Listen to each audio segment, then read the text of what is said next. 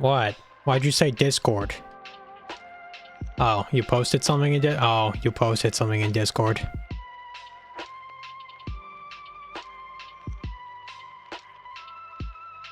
Holy shit. You almost died. Well, that sucks. I'm sorry to hear that. Jesus. Well, I'm glad that you didn't die. Oh my god. Yeah, shit was wild. Yeah. I don't have anything to really... The problem is I don't have a whole lot to say. Other than, damn. I'm sorry to hear that, man. I hope everything's good now. Jeez. Wow. Are you ready to watch some Dark Souls? Oh my god. I don't know, I can't begin to imagine how I would want someone to respond when if I ever showed them something like that. So I don't even know what to even really say, but yeah, I hope everything's good and stuff. Jeez. Well, they upped police presence on the strip so much, it's like 5 cops every 20 people. Wow. Damn. I didn't even, you're in California? Hang on. Where did it... Let me look at the thing again. Yep. Oh, you're in Las Vegas. Oh. Las Vegas. Okay, yeah. Not California. My bad.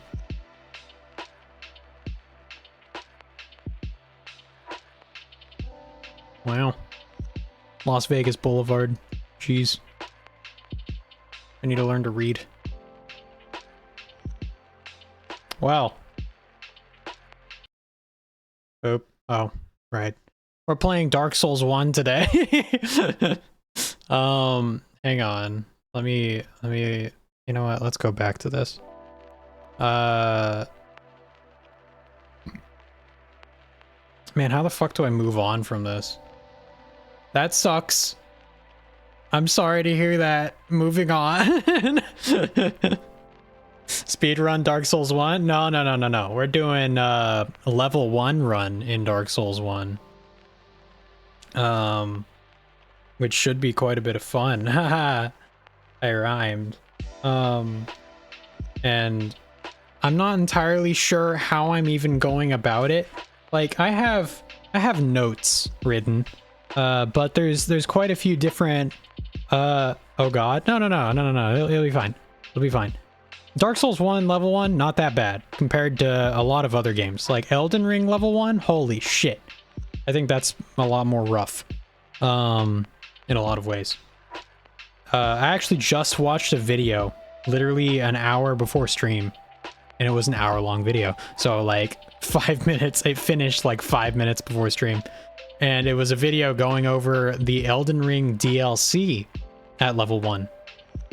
And the guy who made it is fucking insane. What was his name? Do I still have a video? No, I don't. Hang on. His name is Osea2. OCEA2. Osea2. And he's just saying, is the DLC better at level 1? I think it's definitely not better at level 1, but there are some bosses that he argues are better at level 1. Elden Ring level 1 is a war crime. I did it. I did not do the DLC because I honestly thought the DLC was too daunting, and also I just didn't really want to do it. I might do it at some point. It could be fun. But the thing is, at level 1 in Dark Souls 1, enemies are very slow. There's a lot of there's a lot of exploits you can do. The main one being pyromancy. You could argue pyromancy isn't really an exploit, but it kind of is. because they didn't expect you to use it on a level 1 run. The developers probably don't even think about level 1 runs. Pyromancy in Dark Souls 1 does not scale with your level. It only scales with upgrades. So, and it's already really strong, like in a normal playthrough.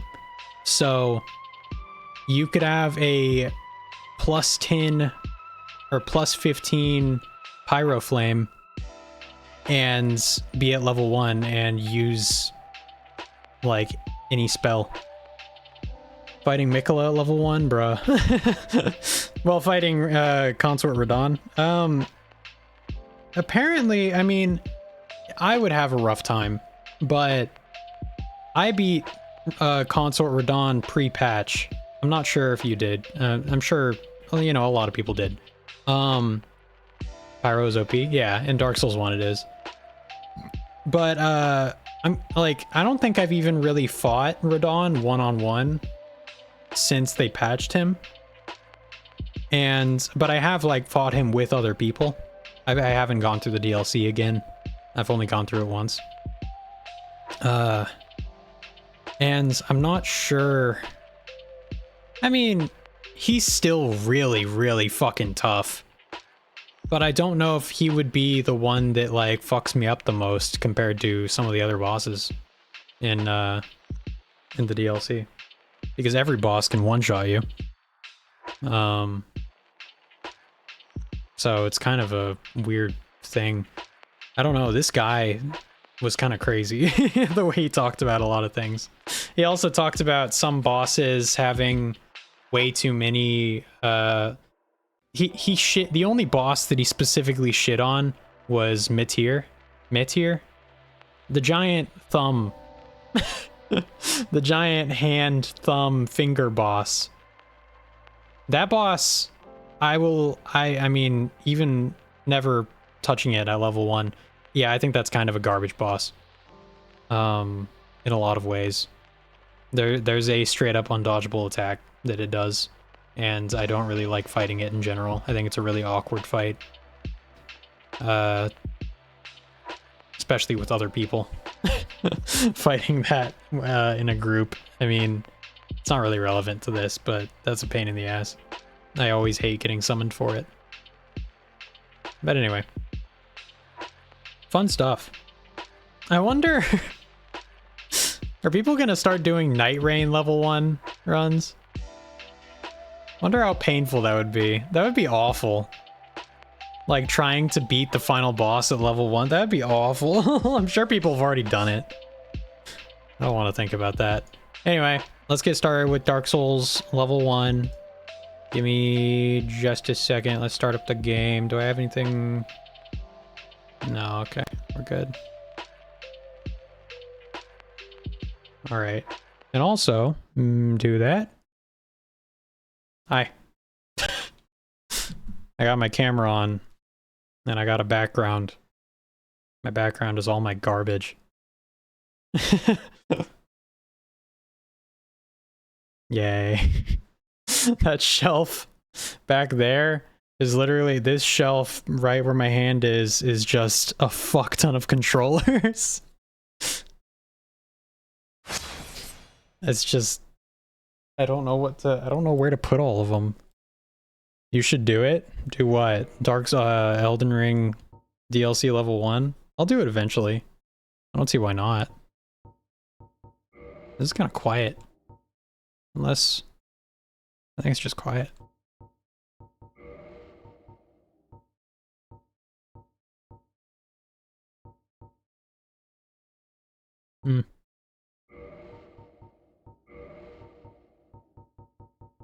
Yeah, it is quiet.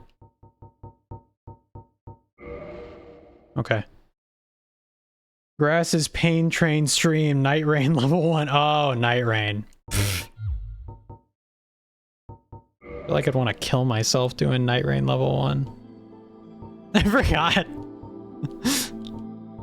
So I got Lindell, I got Berserku, Miyazaki Please, Leon S. Kennedy, and Leon S. Kinned. I don't know why I have Leon S. Kennedy. He's only level I only played him for 28 minutes. I'm gonna delete him. Don't kill yourself, King. I won't. Okay. What should we name him? We always go for Yippee, but I think that's kind of boring. Does anyone... Fraggle, do you have any ideas of what we should name our character?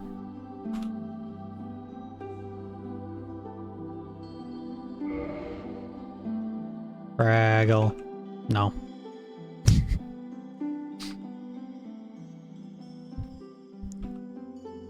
There was a funny thing, because there was a meme a while back, like when Elden Ring came out, with Let Me Solo Her, which is what the guy's name was, what his character name was, and you would summon him and then he would beat Melania for you, because Melania was considered the hardest boss in the game. But I saw a meme recently that it was a guy that was dressed up in the same way, and his name was just Let Me Solo Me, and he gets summoned and then immediately just starts stabbing himself in the stomach.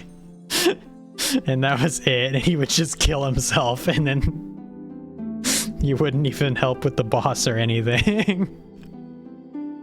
And I really liked it. I thought that was very funny. Doodle Bob. It's kind of basic, but all right. Male, class. We're going Pyromancer because Pyromancer is apparently the only one that starts at level 1. That's crazy. Got that goofy ass hood. That hood does not even fit. Gift. We're doing Master Key. We're doing average build. How about... Why did they let you have a big head? Alright, let's do average. Just do default face and then... Oh god.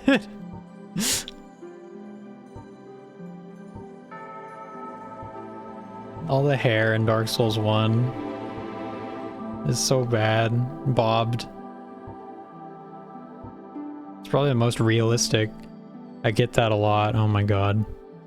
Name, Let Them Solo Me. This... Got the Leon... Oh, that's probably why I named him Leon S. Kennedy! Because he's got the Leon S. Kennedy haircut! Oh my god, alright, hang on. We can't do that haircut then. We'll just do bald. We'll just... I don't want a bald head. Receding. Look like Trevor from GTA 5. Short. Okay. Color. Silver. Hang on. Well, no, this is gonna look like shit because I'm gonna be beef jerky in a minute, so we'll just do black. Receding hair looks like a middle-aged dad. Fraggle, correct me if I'm wrong, but aren't you a middle-aged dad? Or are you not a dad? I'm pretty sure you're middle-aged.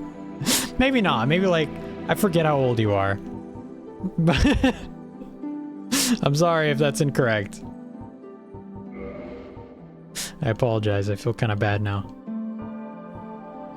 Curly. This isn't curly. This is messy and gross and greasy.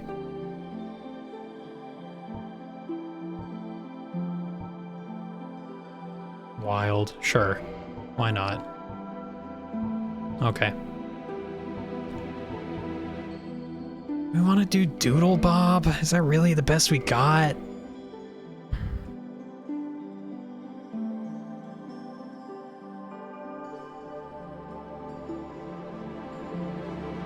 I'm not middle-aged yet. Okay, fair enough.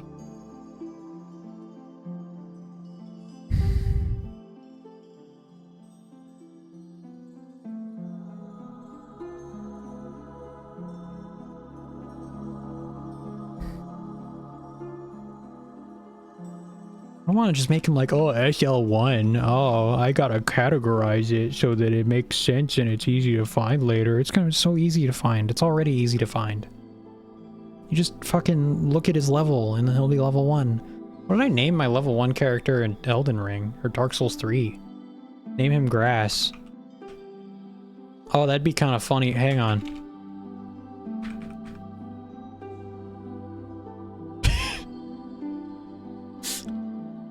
Because the reason I'm naming him this is because in every single game, every single From Software game, they censor bad words if you write them in your name. And when I type grass, when I make my name Grass, they censor out the ass. So this is what we got. All right, we get to watch this cutscene. In the age of ancients, It's gonna be great. the world was unformed, shrouded by fog.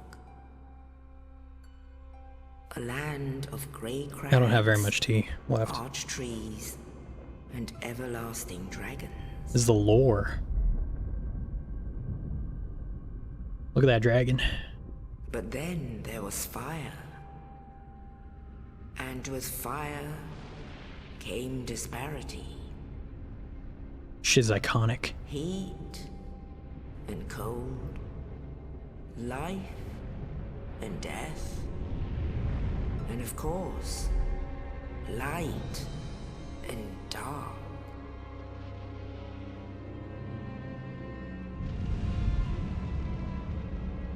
Then from the dark, they came.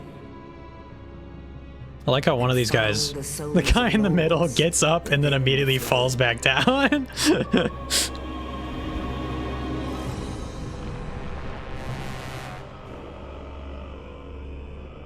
Nito, the first of the dead.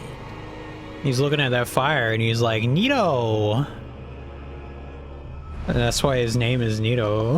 Witch of Izalith and her daughters of chaos. If I was a viewer, I'd stop watching right about now. The Lord of Sunlight. The joke was god awful. And his faithful knights.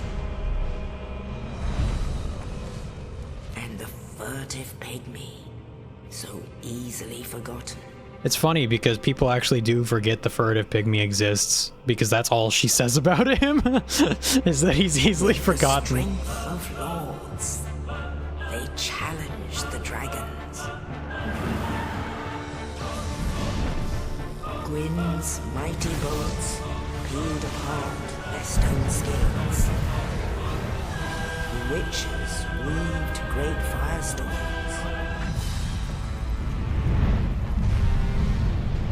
Nito unleashed a miasma of death and disease. And Seath the Scaleless betrayed his own, and the dragons were no more.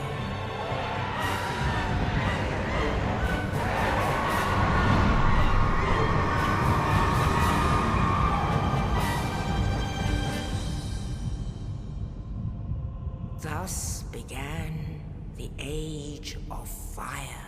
I don't know why Seath is like that. Why doesn't he have legs?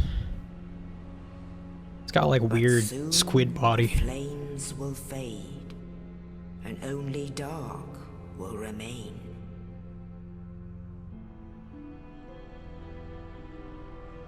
Needs legs. Even now, there are only embers. He is a dragon. And sees not light, but only endless nights. He can fly. And amongst the living are seen carriers of the accursed dark sign. People get this tattooed. They get the dark sign tattooed. I wouldn't. Pygmy got a soul and dipped. Everyone else did something insane and he just disappeared. I know.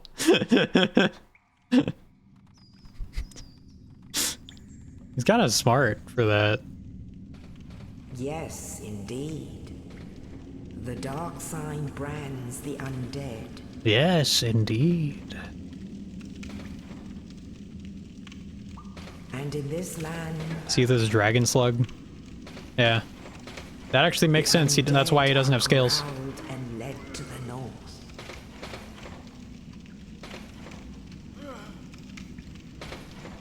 Where they are locked away to await the end of the world.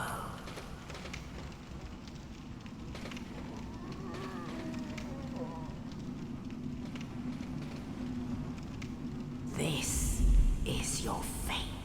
Also, if it wasn't obvious, we're playing the remaster, which slightly changes the way the game looks, but it's not that noticeable, and no one really gives a shit anymore. It's got too many quality of life changes.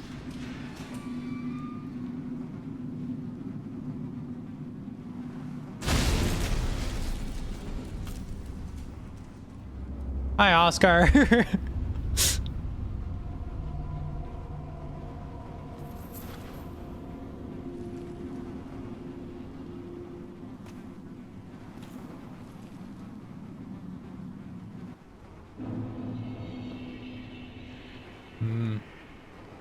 I'm taking off my goofy ass. Yeah. Well, I don't know if this is better. It's kind of nice to start the game and already be fast rolling. I never choose anything other than night when I play Dark Souls 1. I don't know why.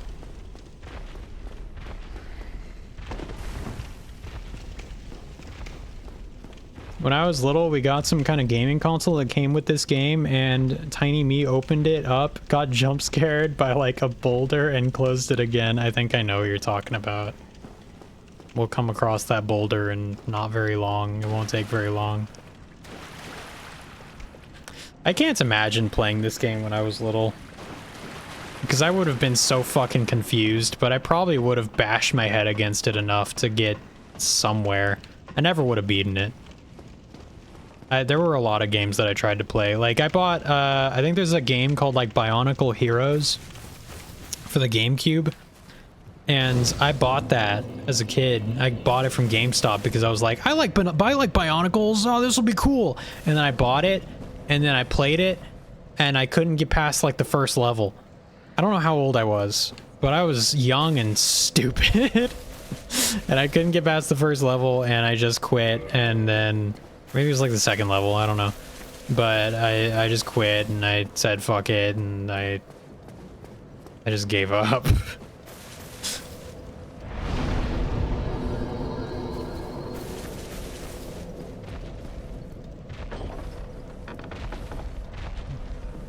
Hello, big boy. That you can just barely see. Yeah. There he is. He's just waiting up there for you. But if you don't look up, you won't see him. And most people don't look up. So you run over here. You know, I've never beaten him with just this. So I think I'm gonna do that. Also, fun fact, I mean, it's probably pretty well known, but this moveset and this character has been recycled all the way into Elden Ring. The Erd tree guys that look like trees, they are this guy, just with an expanded moveset.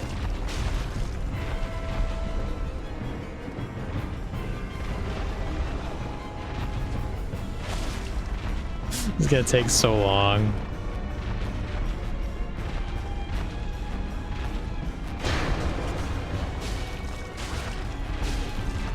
Should I bother? No, I should. I've never done it. I'll do it.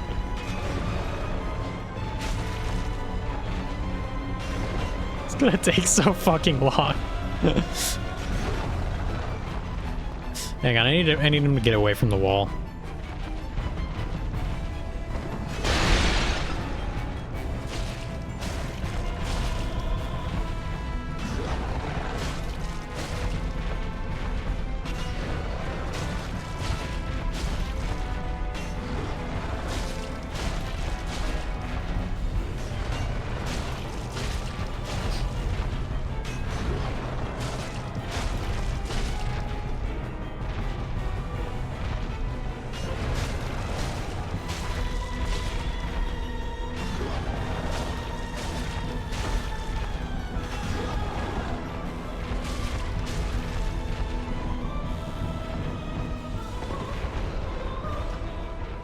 Oh wait, no, okay. I was like, wait a minute, do I have pyromancy? No, I don't. I don't have a pyromancy flame.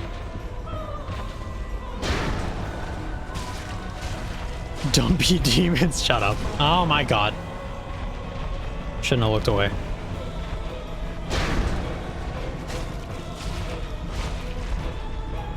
He didn't do as much damage as I thought he would, though.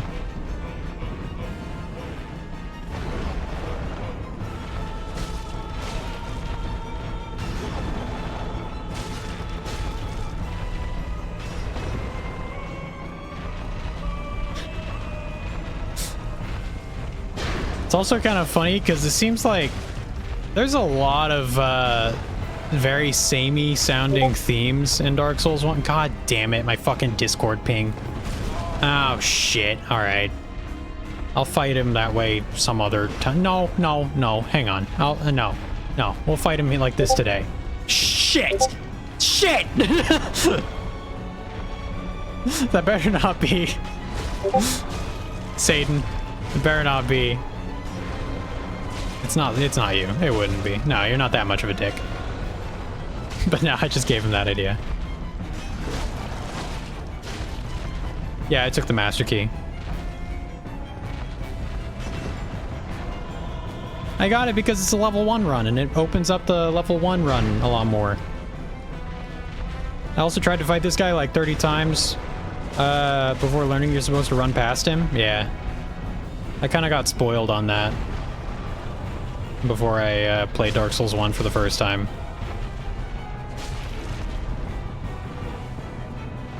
This fucking moveset. Stop it. Stop it. Suck.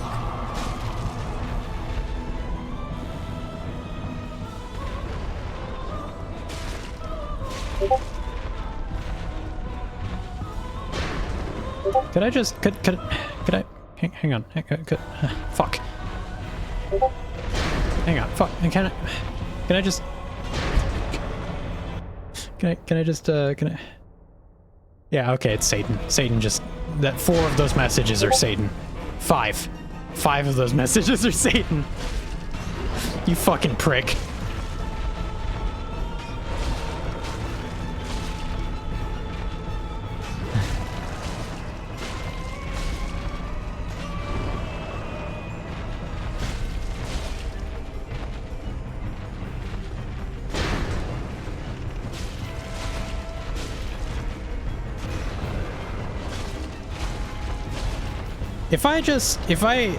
Do I do more damage? No, I don't. Do I do the same amount of damage whether or not I use this thing?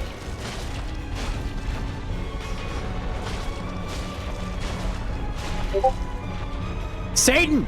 No, wait, that wasn't you that time. Who the fuck was it? Oh no, it's the Discord demon. Shut up. Shh. Okay, that was you that time. I can't, like, I gotta go into the Discord settings and turn on streamer mode, and finding that's gonna take like 5 seconds, and 5 seconds I'm gonna get hit.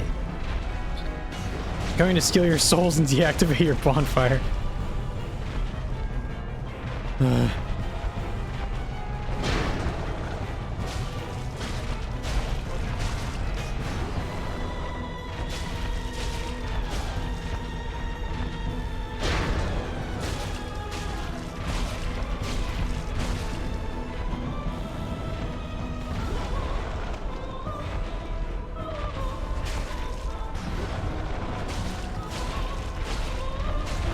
Stop fucking flying. Why are we even doing this? Why do we even do? Why am I wasting my time? Why don't I just do this on my own time? Or you'd be like, oh, I did it. I knew I could do it. What's the fucking point?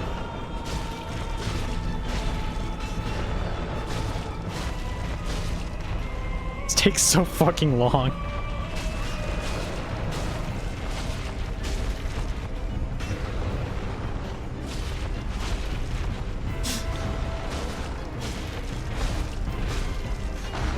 Is there any faster way to do this? Do I... Okay, I think I do 3 damage if I two-hand instead of 2 damage. Oh, geez. This is getting kind of weird.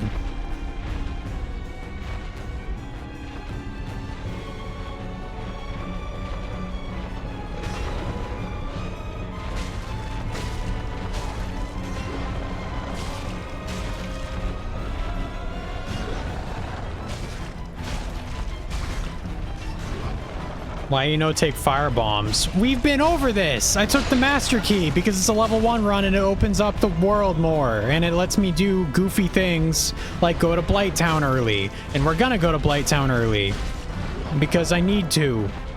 Because I'm upgrading Pyro Flame. Because I need to kill Quailag early.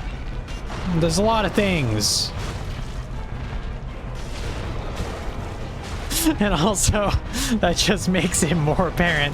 Why am I not just going and getting my Pyro Flame and my axe and then fighting him again? I don't know. I'm too committed to it at this point. It's the sunk cost fallacy. Maybe. Because you're a goofy motherfucker. I mean that... Well...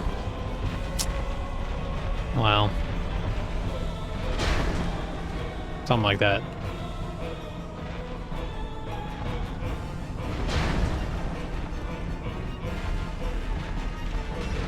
Oh. But you can just do skips to get to Blighttown early. But this is easier. And... Okay. So, you're saying... Instead of the convenience of having the master key, I should have taken fire bombs so I could kill this boss more easily. When in reality, it doesn't fucking matter because I could have just, if I wanted to kill this boss easily, I could have just got my weapons. I don't want to kill this boss easily. I want to kill this boss with this stupid broken sword that I'm carrying. I want to do 2 damage with every attack. 3 damage if I heavy attack, I guess. If this was Elden Ring, at least you would have posture broke by now, and I would be able to get a crit. It's the nice thing about Elden Ring. I'm happy that they added that. It's like a kind of hidden mechanic. I kind of wish they made it more obvious. I think more people would take advantage of it. I can't see anything.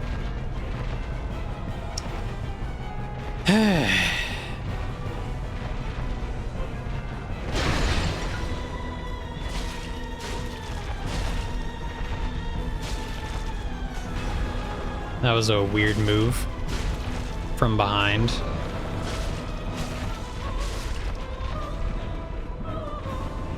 I just noticed he kind of has like a bone tail. He does have a bone tail. This is a weird demon.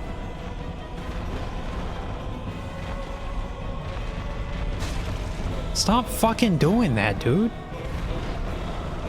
Gotta watch out for that lingering hitbox too. I'm pretty sure there is one. Well, it's gonna be kind of fun too. Because we're gonna get to see Centipede Demon, who sucks in this game, but he's good in Elden Ring Night Rain. And then we're gonna see Gaping Dragon, who is extremely underwhelming in this game, but he's pretty fun in Night Rain. So, I mean, I'm kind of excited.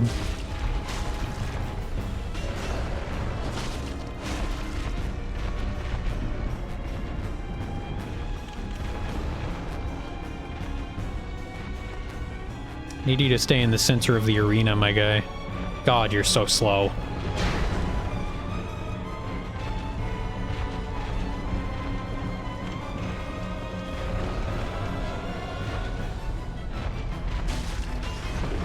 Pretty sure this music is the same music they use for the gargoyles.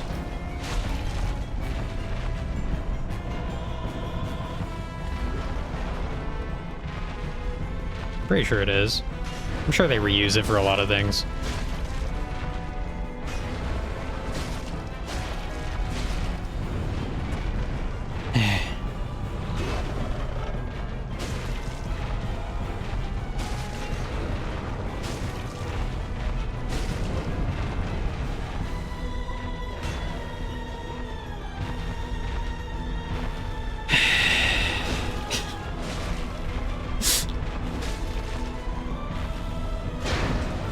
want to make sure. I hate that its ass has jiggle physics. It's so weird and gross. It only seems like it has it sometimes.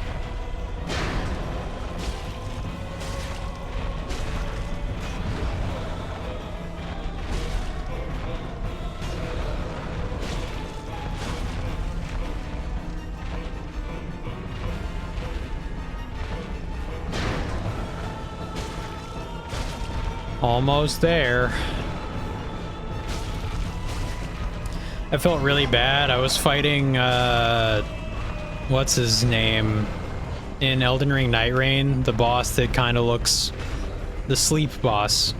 What's that boss's name, Satan? The... oh, that was close. That was scary. The boss that flies around a lot. I was fighting it with two randoms.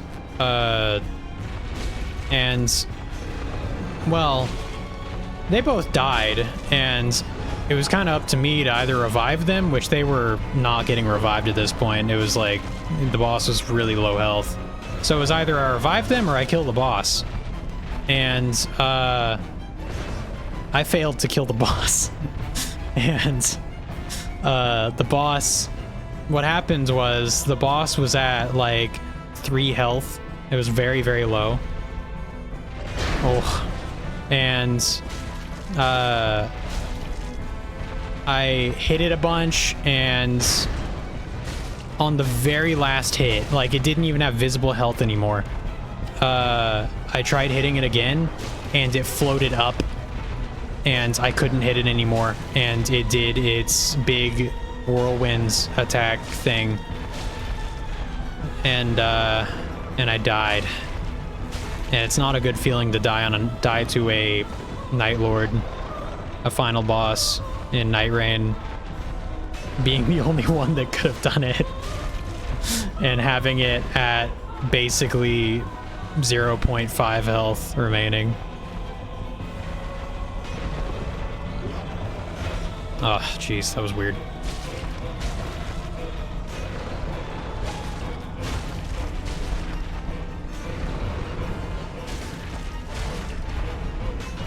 But it happens.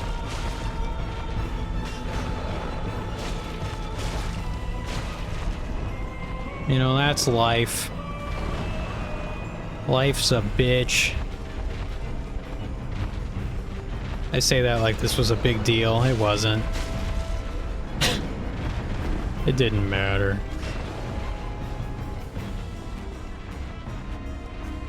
I'm getting nervous. I'm getting so close. How long have we been at this? Feels like we've been at this for like 10 minutes or 15 minutes.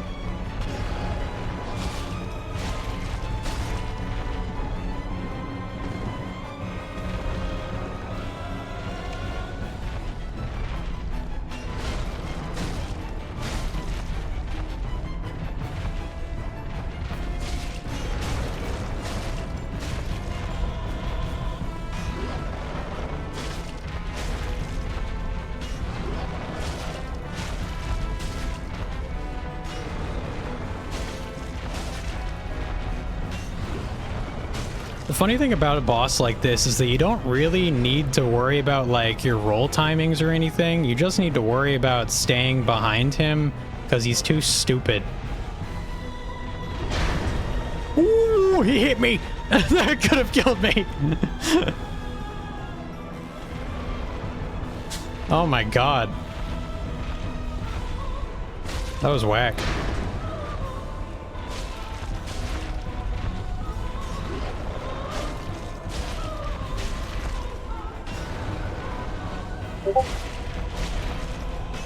I guess I should talk less shit.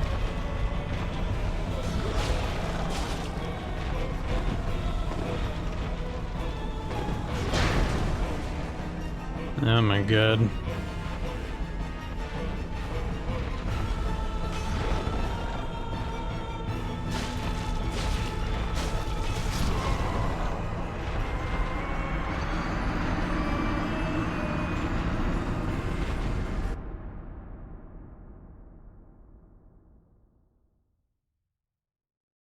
Aiden just messaged me, it would be crazy if you died.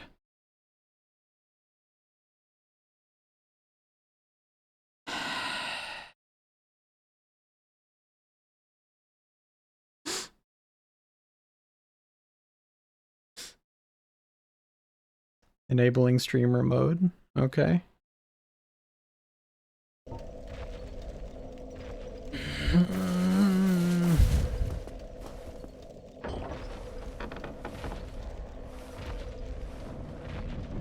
All right, well, we'll do better this time.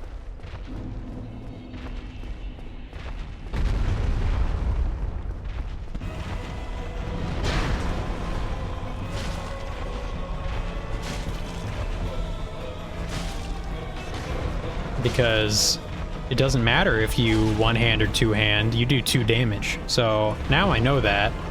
And now I'll just have to pay respects. No. This will go much faster this time. This will go much faster. Look, we're already at halfway through one of the bars.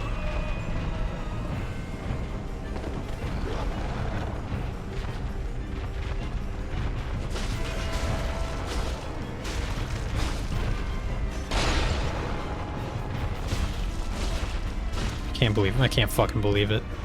I can't.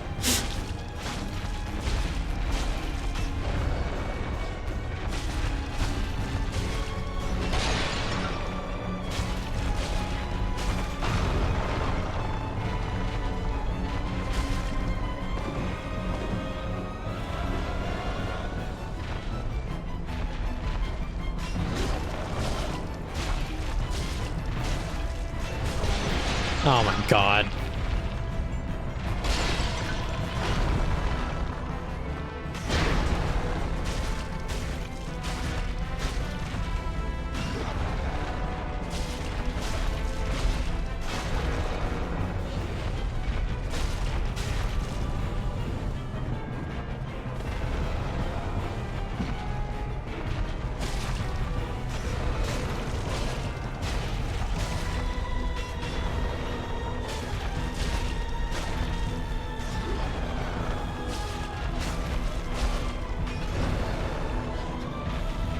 Who the hell is that guy?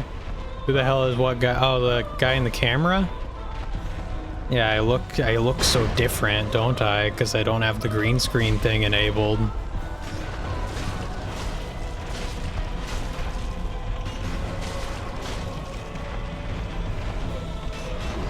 Sunset, I just fucking died to this guy. And he was on like 3% health remaining. This is the tutorial boss, and I'm beating the shit out of him with a broken sword handle. He's such a piece of shit. Oh my god. You kidding me with that? Like the good old days, I was not present. Yeah.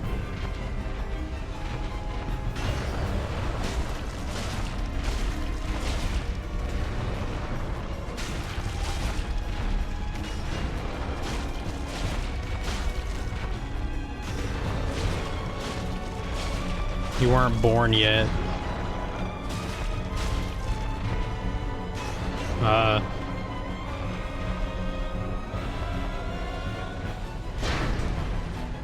Notice how I'm not actually locked on, because I'm pretty sure when you're locked on in this game, you can only roll in 4 directions.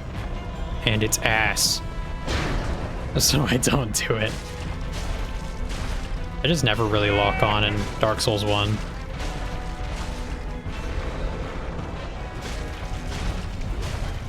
It's just generally not a very good move.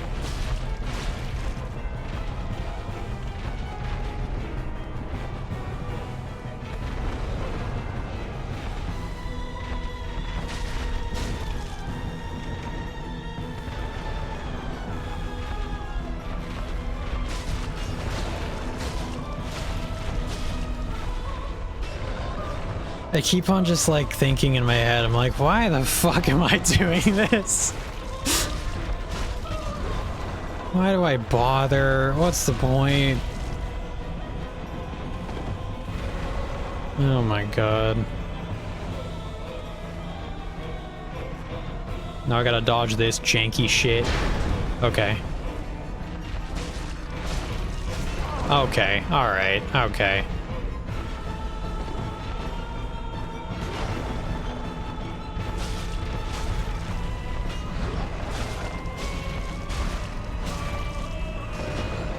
One thing I wish they fixed in Night Rain, stop letting bosses and mobs get stuck in Raiders ult. Yeah, well that's one thing that I was gonna bring up. But we haven't really been playing a whole lot. Like I haven't had a whole lot of time. But the Raiders ult is like, it's really good, but it's also easily the most, like the buggiest ult in the game. And it has issues where like there have been multiple times where a Raider uses their ult, tries to revive his teammates, and his teammates fall through the ult, fall through the pillar, and get stuck inside of it, which defeats the entire purpose of like, oh, I can revive you by getting you up here and punching you a lot. It's like, well, that didn't work, did it? Yeah, I fucking hate it. Yeah, they'll patch it. I'm sure they will. If they didn't, that'd be kind of surprising. We're in the patchy FromSoft era, where they actually patch issues in games.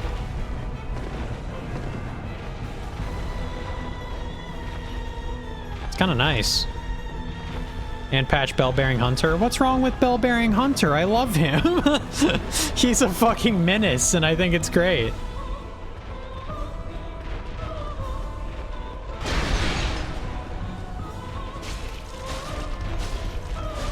He's also like constantly aura farming, and I like that about him. I think he's so much fun. He's such a bastard. He's only difficult under the castle. No, I think he's the same difficulty basically anywhere. At least from what I can tell. Maybe I'm wrong. I don't know. I would need verifiable proof. I need a fact check. Maybe you're bad at the game, Grass. I feel like this would make Satan bad at the game. If we're going that route, if we're trying to be shitty. Wouldn't that make Satan bad at the game and not me? Because I said that he's the same difficulty everywhere. And I like him, but Satan doesn't? I don't know. I mean, it doesn't really make a whole lot of sense.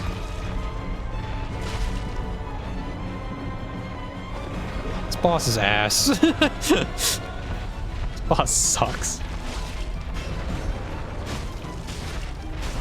No, Sunset has a point. No, I think this is stupid.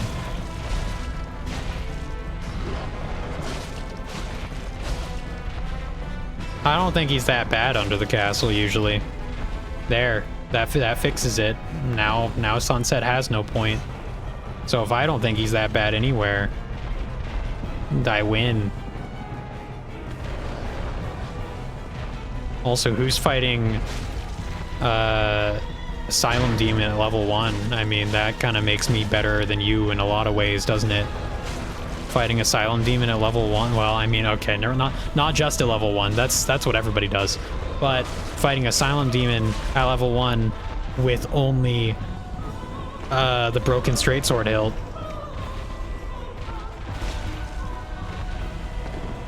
This is stupid.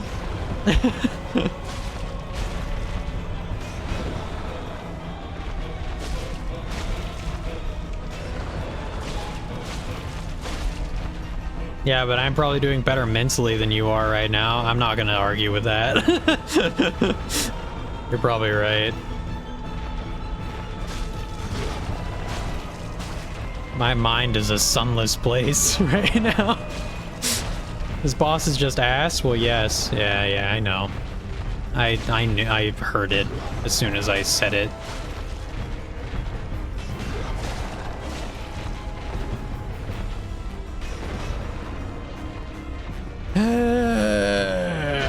Close the distance. Wow.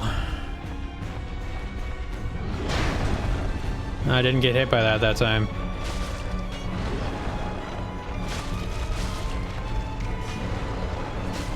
One thing that's like very prevalent in Dark Souls 1 that is less prevalent in the later games, a lot less prevalent.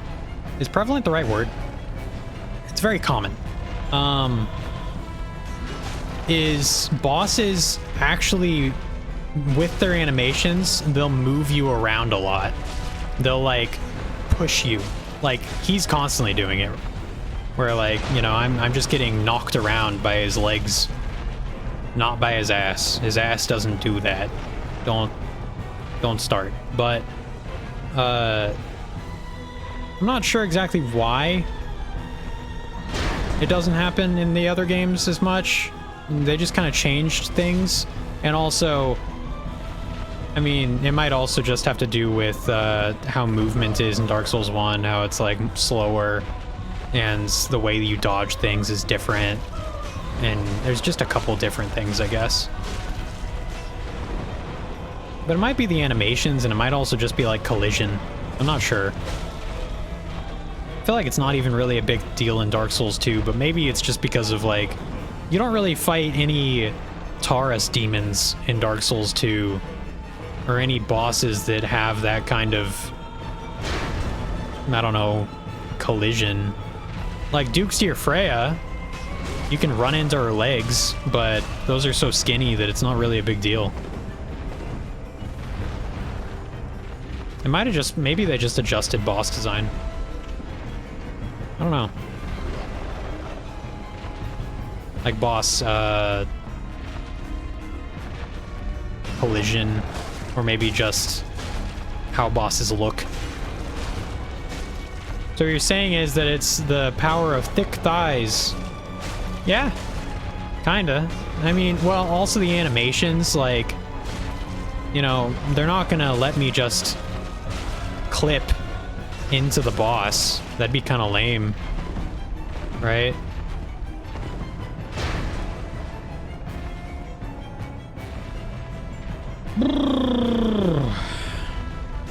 I didn't like that. I didn't like that either. You flying bitch.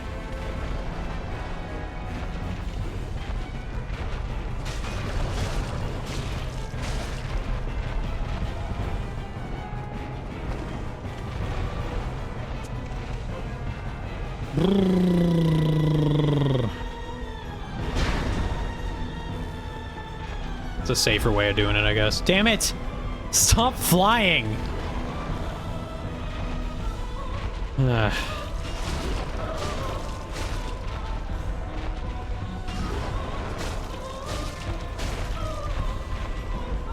Like already next to the door again.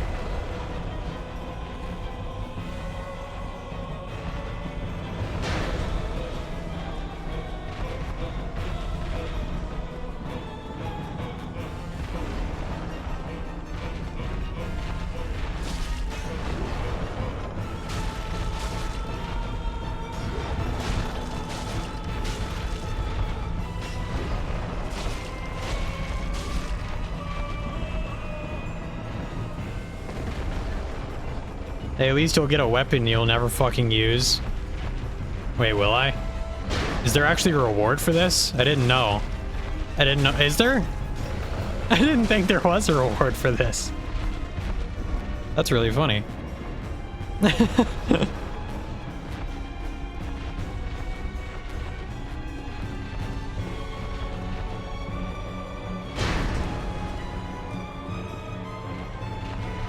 Demon Great Hammer. Yeah, I'm never gonna use that. I can't use that on this playthrough anyway.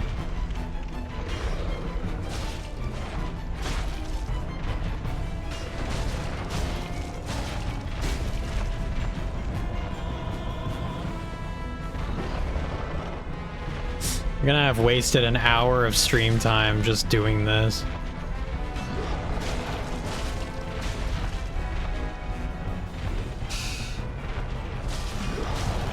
So stupid.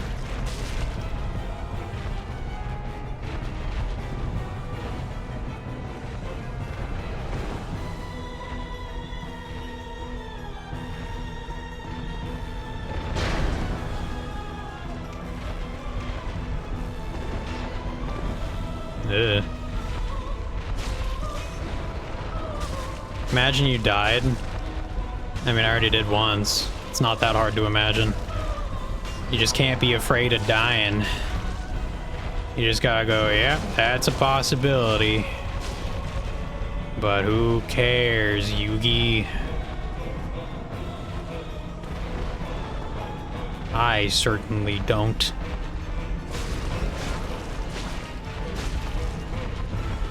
Ah, jeez.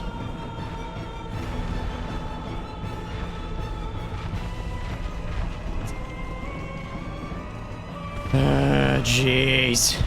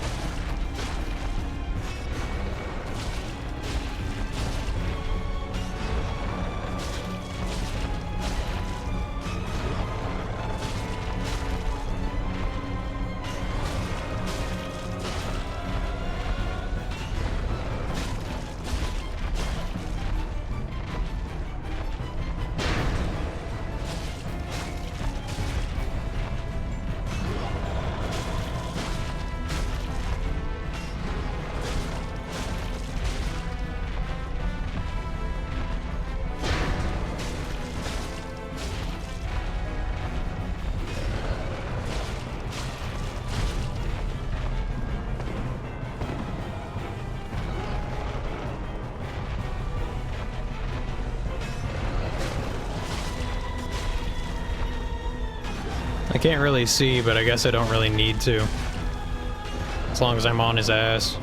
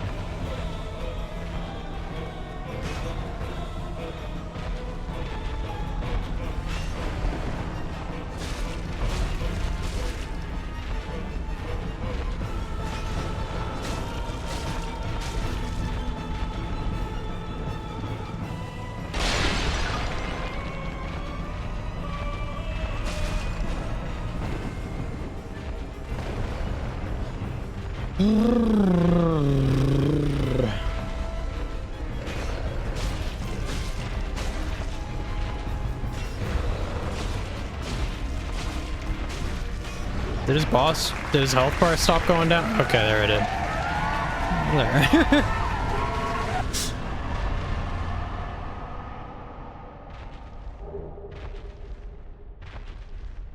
Wow. That was fun. Let's get out the weapon. Wow.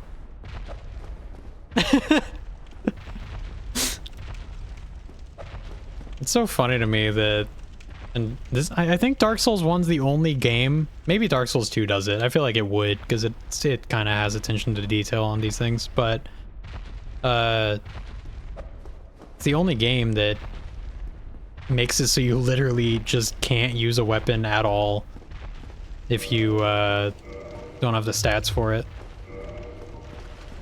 Every other game just lets you use it, your damage is just gonna be shit.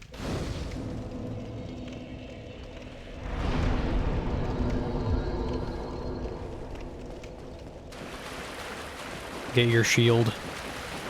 I don't have a shield. Oh, I do have a shield. Fuck. Are there any classes that don't have shields?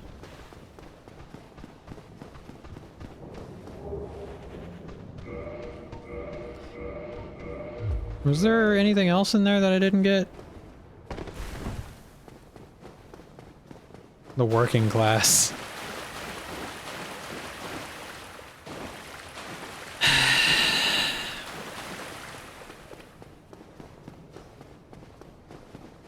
You're right.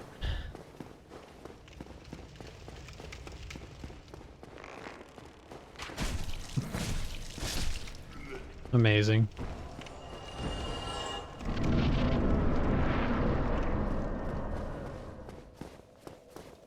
By the way, Doodle, I'm pretty sure this is the boulder you got jump scared by, that you mentioned?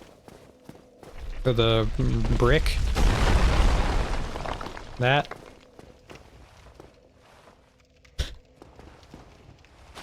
Yep, yeah. Oh, you. You're no hollow. Thank goodness. I'm done for, I'm afraid. I'll die soon, then lose my sanity. I wish to ask something of you. You and I, we're both undead. Hear me out, will you? I look like beef jerky. Regrettably, I have failed in my mission, but perhaps you can keep the torch lit. There is an old saying in my family, thou who art undead art chosen, and thine exodus from the undead asylum maketh pilgrimage to the land of ancient lords. When thou ringeth the bell of awakening, the fate of the undead thou shalt know. Well, now you know, and I can die with hope in my heart. Oh, one more thing. Here. What type of saying is that? It's a prophecy. An undead figure. It's from his family. And it's basically what you set out to do when you start the game. Now I must bid farewell. I would hate to harm you after death. So go now, and thank you. Thank you, Oscar. You're a cool guy. He died.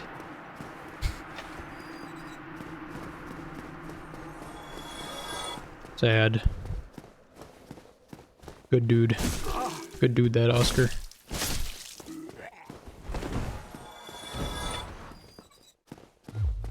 But yeah, I mean, I don't know, there's something about it. There's something about Dark Souls 1 and how, like, kind of cryptic and how you kind of, like, it's so aimless in a way. You don't really know what the hell you're supposed to really do. Can I go here? No, I can't. At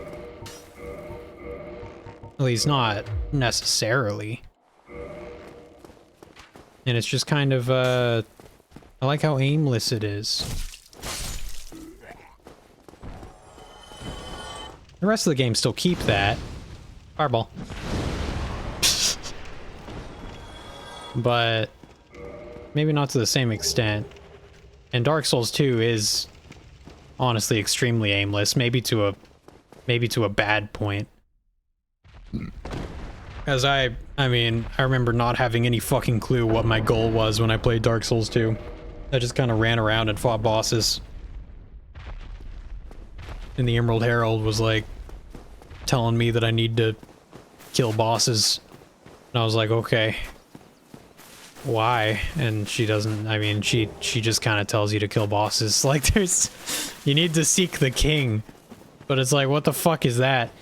In this game, it's kind of a more clear, like, tangible... Oh, here's the bird. More tangible thing where, it's like, you need to ring the bell of awakening. And it's like, what? Why do I need to do that? And then he's like, nah, your fate, you'll know what your fate is when you ring the bell of awakening. It's like, oh. Okay. And then you ring it, and then... It's kind of hilarious, just the way that it's done.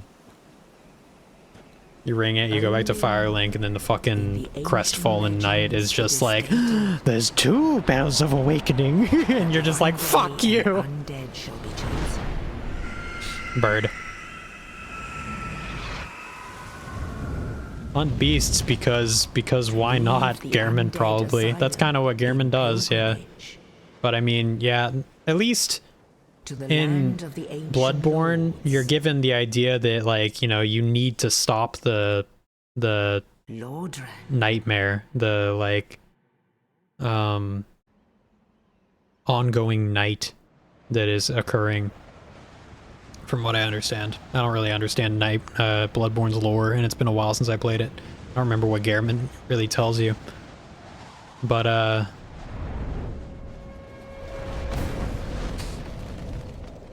what if I just broke both my legs from that landing? Nightmare is also known as Old One Hanky Panky Time. Maybe you know more about Bloodborne's lore than I do. I know, like, what the old blood is and kind of where it came from. And, like, how everything kind of went to shit because of Lawrence. But, I don't know, it gets kind of confusing. Well, what do we have here? You must be a new arrival. Let me guess. Fate of the undead, right? Well, you're not the first. But there's no salvation here. You'd have done better to rot in the undead asylum. But too late now. Well, there are actually 2 bells of awakening. One's up above in the undead church. The other is far, far below, in the ruins at the base of Blight Town. Ring them both, and something happens. Brilliant, right? Not much to go on. So, off you go. I'm not your daddy. Alright, so he does just tell you that there's 2 Bells of Awakening outright, which is pretty funny. And he's just like, ring them both and something happens. I don't know what, but something happens. Isn't that fucking brilliant? And it's like, yeah. Thank you. What the fuck? The beast blood in everyone from the healing church was just activated when the old ones started reproducing or whatever, and you killed the child, Mergo, to end it. From what I know. Or Mergo. Yeah, that makes sense. And you kill Mergo by killing Mergo's wet nurse, who is the weird death-looking thing. Mergo's wet nurse is such a weird boss. It's kind of a shit boss, which makes me sad. Like, it could have been a really good boss, but they made it way too easy. Bloodborne is kind of all over the place like that. There's not that many good bosses in Bloodborne. Which kind of, it does make it very sad. It's also not that long of a game. Like, the mandatory bosses, the list isn't very long. So, I mean, I don't know. Also, one of the mandatory bosses is the One Reborn, which is... It's not a good boss at all. It's fucking garbage. It's terrible. It's one of the worst fights in the entire series. So... yeah. Meh.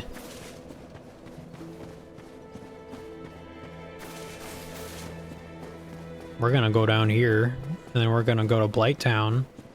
And then in Blight Town, we're gonna go to Valley of the Drakes. And then we're gonna go... wait, no. Fuck. This isn't Blight Town. And from here, we're gonna go to New Londo Ruins, which is this. And... well, should I do this for... I feel like I should go to... ah, fuck. Hang on. Hang on. I have a better idea. Go join the Dragon Cult? Don't I need to go all the way down to the fucking Ash Lake to do that? You're gonna kill Drake? No. And get the fucking stone slab sword. Yes. Oh my god. I don't think that was on the... that wasn't on the list. I have a list. Starting class, Pyromancer. Battle Axe from Andre. Slab from Stray Demon. +5 Pyroflame before 4 Kings. Red Tearstone in Valley of Drakes. Oh, that's where I get it. Club from Merchant in Undeadburg. Yeah, the club is pretty good. You can technically go there now. I could, couldn't I? But I have to go all the way down to Blight Town, and then I gotta go through the Illusory Wall, and then yeah. But I feel like that's kind of a pain in the ass. And can I... correct me if I'm wrong, because I don't actually know. I feel I should know Dark Souls 1 better, but I don't. Every single time I've ever gone down to Ash Lake, I've always had the Lord Vessel. Just don't let the mushroom punch you. But can you get out of Ash Lake without the... I'm sure you can. I'm sure there's a way to. There's gotta be. The game is built around that. Yes, okay. Just want to make sure. I did it. Okay. You gotta climb back up, though? Is that how you do it?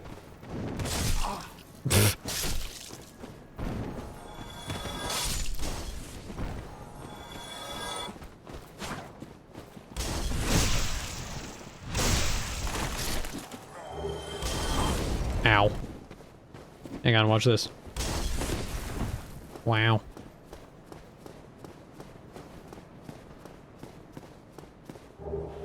Nice. I'm not gonna use that.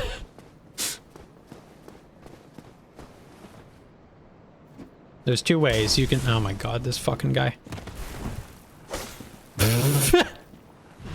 We're both fucking stupid.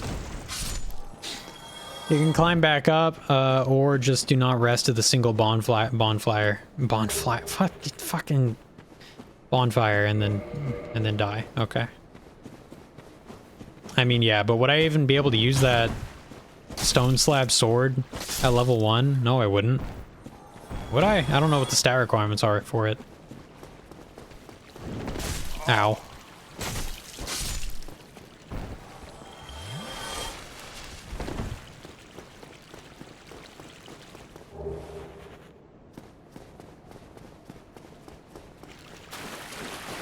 Rat.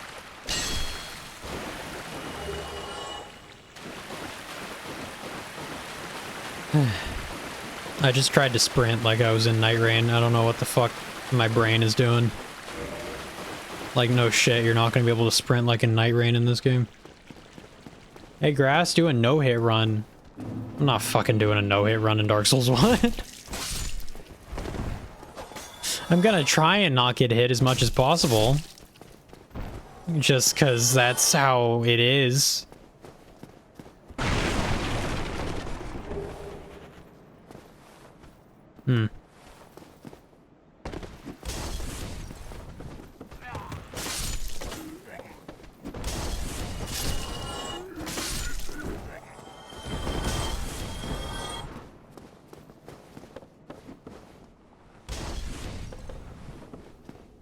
Need 50 strength to one-hand it. Yeah, no. Why would I do that? Why would I bother going and getting that? No hit run over. That sucks. Oh, wait, hang on. Hang on. 1 second. Oh, wait, hang on.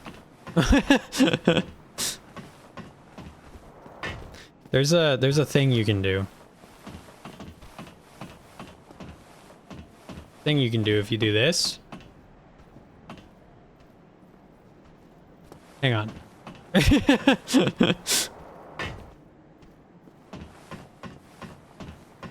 You gotta have 34 strength to two-hand it, but you can also just be a dragon, the transformation.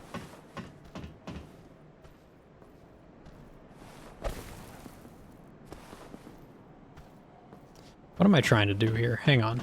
Actually, okay, wait, whoa. Hang on. I don't actually know what I'm trying to do here, but there's something you can do. You can do like this. Fuck. Hang on. There's a little exploit. There's something you can do. You know it's bad when someone's like, you can do an exploit, I think. Oh, fuck. But they don't actually know what they're doing. It's just experimenting at this point. But I know he is dumb. No, I'm not. Hang on. You can get... I think you can get down to, what is it? Undead? It's not Undeadburg. Undeadburg is up. Hang on. Fucking... I don't even want to do it, but you could skip forward through the map. But I'm not gonna do it because I don't care enough. It's fine. I saw it in a Yamfa video. You get a 20% attack boost if you roar with a dragon transformation for 5 seconds. Yeah, you're right. I could get that, yeah. Or I could just not really worry about that. And I could just use pyromancies the whole time. I mean, I see both of them as pretty good options. I think.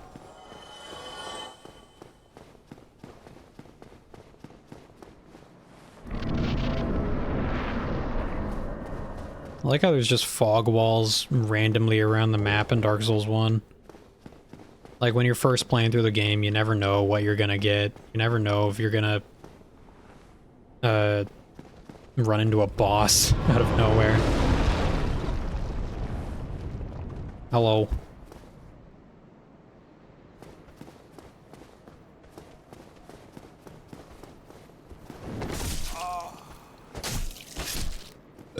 Excuse me. Yeah, shit.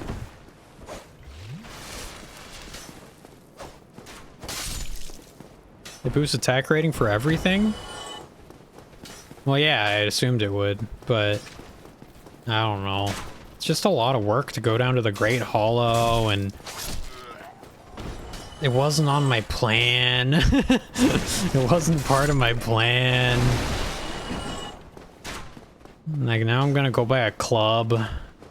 Well, you seem to have your Well, now. Then you are a welcome customer. A welcome customer. He's so nasally.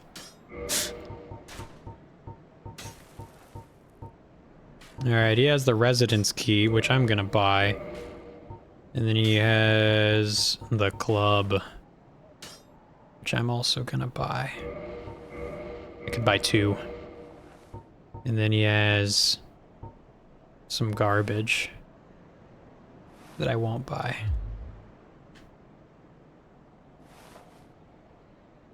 I know people talk about it a lot. Thank you, The dragon transformation in level 1 runs. I mean, it makes sense. Club.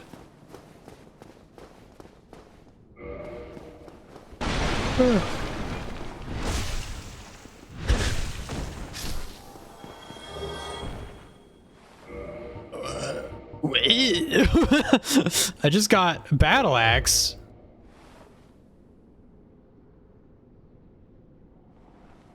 Oh, okay, I don't have to buy this from Andre. Okay, I didn't need to buy...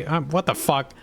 I didn't need to buy that from Andre, and I didn't need to buy... Ah, shit, this is slow. Ah, shit.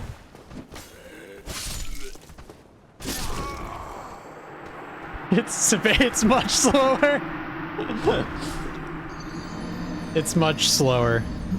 I've never used it before. Oh my god. I was about to say, yeah. Alright. Let's go get our souls back.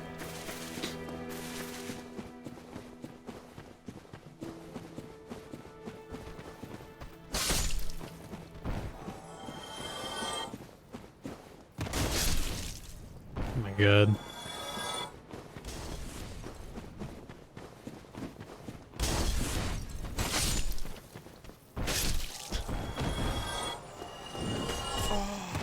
Shut up! Stop moaning. Oh wait. Short sword. Crop top armor.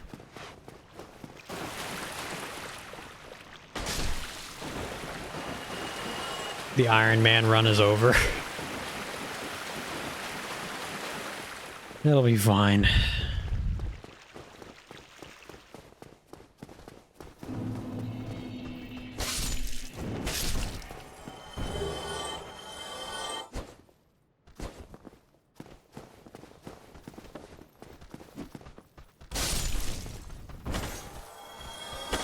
Oh my god.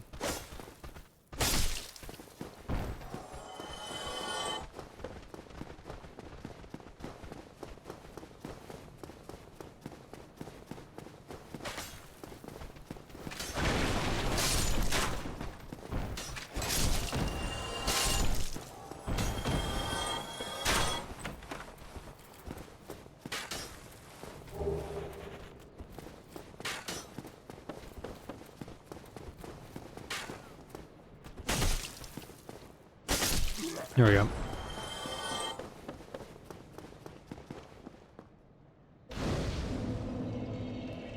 All right. Cool. We can also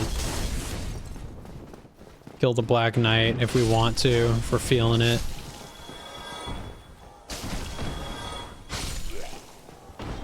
Which we are. We're gonna kill the Black Knight.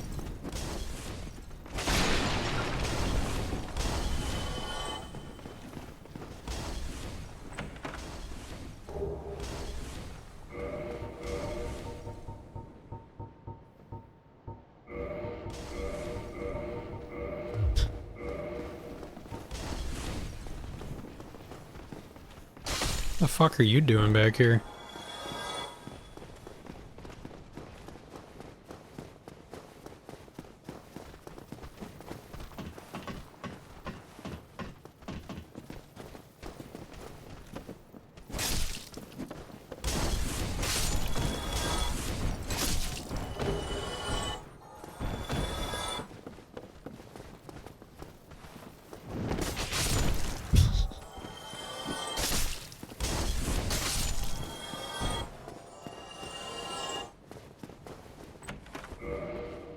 Oh wait, this opened up with residence key. Thought this would help with Griggs. Huh. The reason I want Griggs later is because he sells a ring that's pretty good that increases pyromancies. We could have done a level 1 run without pyromancies, but I didn't really care to. I mean, it kind of felt weird. It's like, it's just for the extra challenge and no other reason. Because you could argue that pyromancies are kind of broken in Dark Souls 1. But I mean, I don't really care that much. Oh shit. Oh my god. I hate not having any poise. Fucking stop it!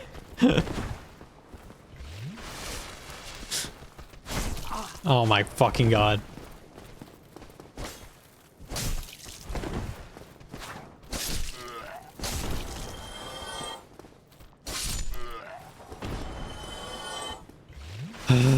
Okay.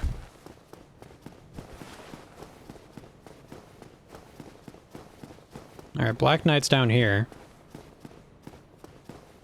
And I mean, I think that maybe we could get a free backstab in if we just walk closely. No, we're probably not gonna be able to. We were.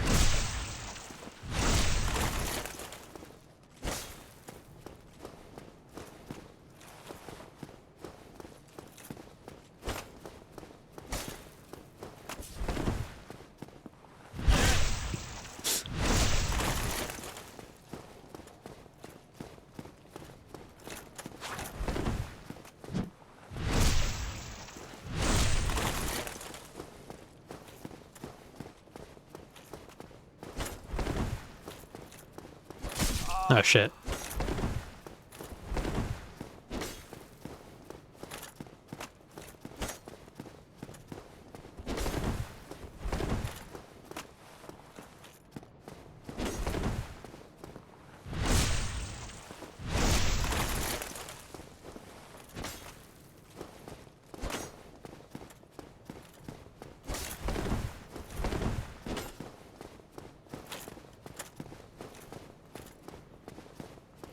Come on. Okay.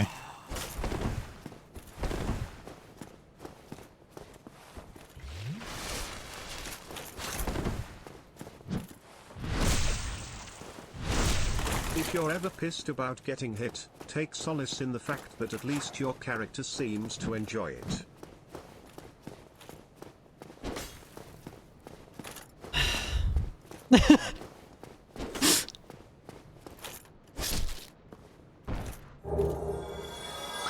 Hey, I got the Black Knight shield though.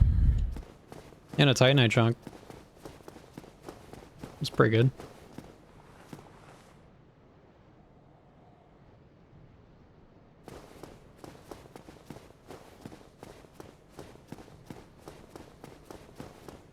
Can I use that? Nope. Okay. That's fair. That makes sense.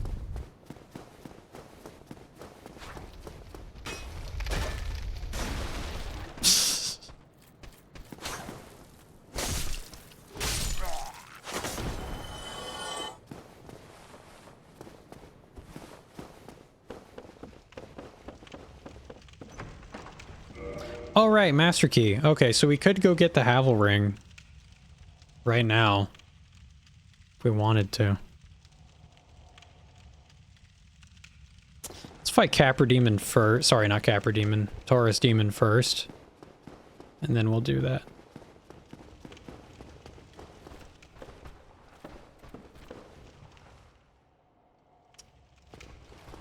All right.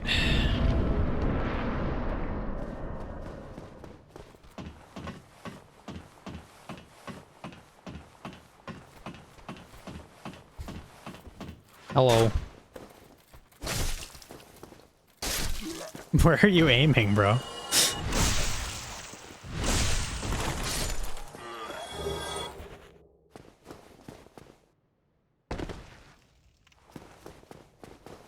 The ragdolls in this game are always so much fun.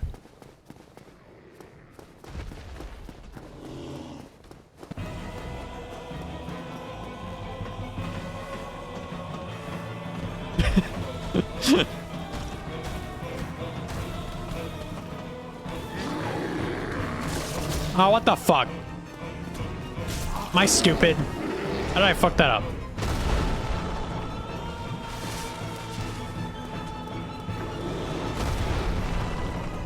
Hang on, buddy. Give me a second.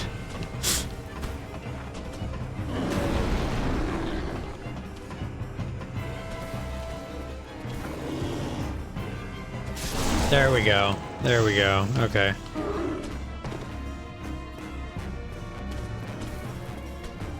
How much is a fireball gonna do to you? Quite a bit. Okay.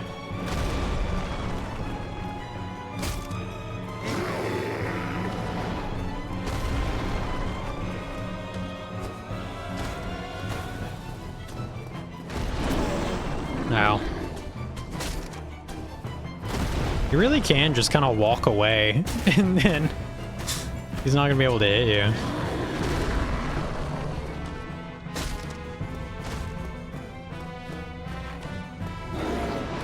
Oh, I guess that's not always true. I just remember having such an awkward time first time I fought Taurus Demon, because I played Dark Souls 3 before Dark Souls 1 and Dark Souls 2. I played Dark Souls 2 and then Dark Souls 3 and then Dark Souls 1. And I remember just feeling so awkward about it because I kept on trying to dodge roll like I was in Dark Souls 3, which you can do so often and so easily. And when you're doing it in Dark Souls 1, you're trying to like roll into a guy. It's so like clunky and awkward. And also you're getting like kind of pushed around by his legs and shit. Also, here's Solaire. Ah, hello. You don't look hollow, far from it. I am Solaire of Astora, an adherent of the Lord of Sunlight. Now that I am undead, I have come to this great land, the birthplace. The sun looks a lot better in the remaster. My very It's him. Yeah. Well, you should. No need to hide your reaction. I get that look all the time.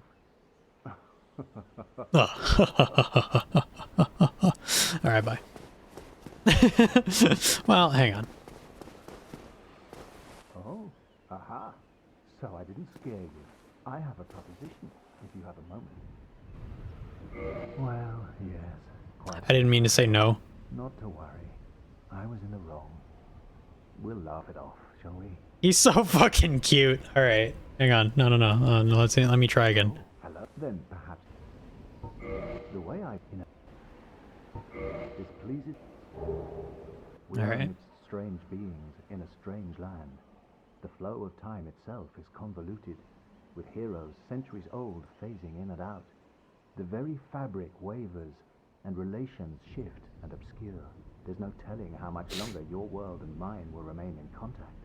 But use this to summon one another as spirits, cross the gaps between the worlds, and engage in jolly cooperation. Of course, we are not the only ones engaged in this, but I am a warrior of the sun. Spot my summon signature easily by its brilliant aura. If you miss it, you must be blind. He's cute. All right. I'm glad that they still love him. that he got a skin in Night Rain. It's cute.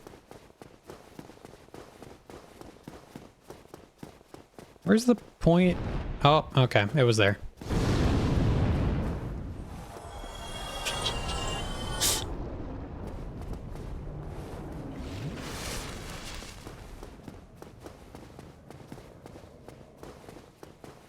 If I just make a run for it and I go right here, give me a sec.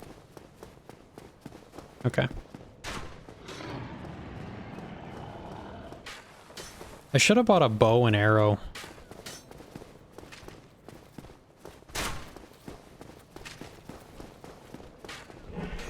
Where's the... oh.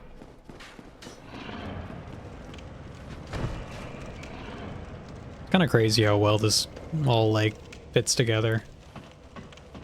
Oh, there's loops back into Undeadburg. Very nice. Okay. We're gonna go kill Havel because, we're gonna use his ring, I think. I don't really know what else. Well, I don't know. I don't know what rings we're gonna use. I know we're gonna use the red Tearstone ring. Maybe. I don't really know what rings we're gonna go for in this playthrough. I know, well, okay, there's the one that, Griggs sells. That one raises pyromancies. So we're gonna want that. But otherwise, I don't think we're really gonna want the Ring of Favor and Protection, because it wouldn't be that helpful. Maybe for the equip load? The Elden Ring? Yeah. Yeah, that. Yeah, yeah.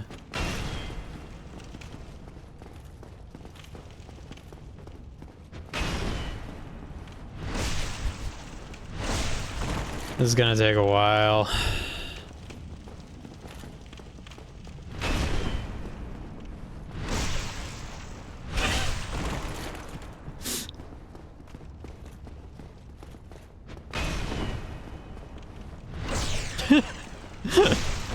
But this is the way you do it.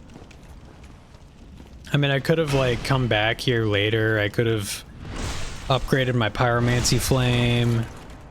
And then, like, just fucked him up really easily, but I don't know. It was kind of fun. It's so stupid.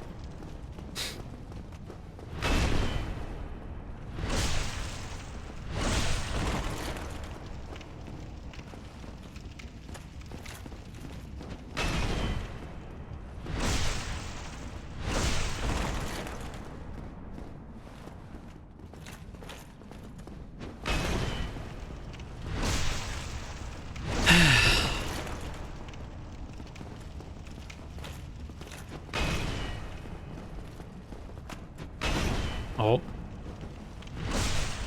It is stupid? Yeah. I know. Maybe I could, like, mix it up a little bit. Maybe next time we'll throw a fireball at him. Kind of feel bad for him. He's kind of stupid. I mean, he's... Maybe the problem... Because, okay, it might be hard to believe by watching this, but there is a lot of, like, really high-level, kind of interesting Dark Souls 1 PvP. But this isn't it. But also backstab fishing is a big part of it as well, because backstabs are really easy to do. And also, like, accounting for latency and all kinds of other things. It's kind of neat to watch. There's a whole bunch of, like, just tech and just, like, weird shit. But people also make fun of it a lot because it is completely busted.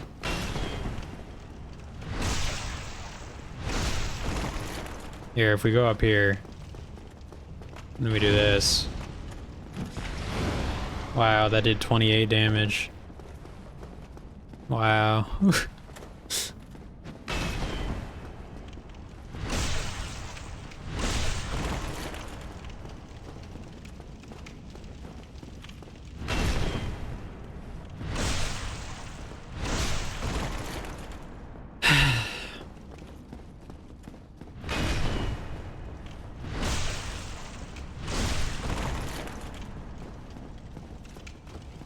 How much health you got left?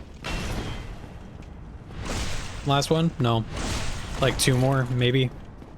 Taking bets. 1 more or 2 more? I'm gonna guess 2 more. Yeah. Maybe 3.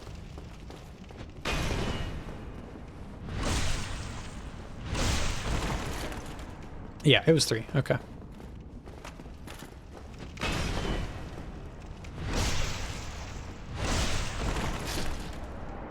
Good. Good stuff. Really good. So now we're here. Darkroot Basin. There's the Hydra over there. Kind of neat. Pretty sure this leads... Could go to Andre from here. We could upgrade our weapon. Could do a couple things. It's kind of why Dark Souls 1 is so much fun, because you can just like completely sequence break.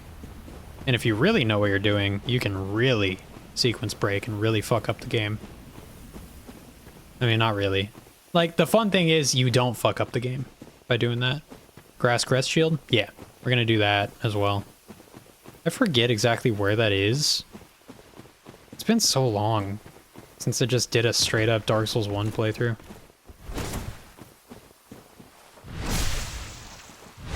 Probably should have upgraded before fighting this guy. But also, there's this.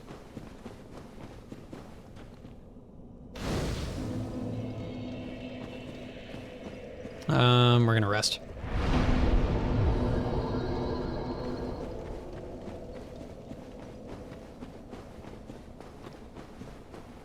Where's this lead again?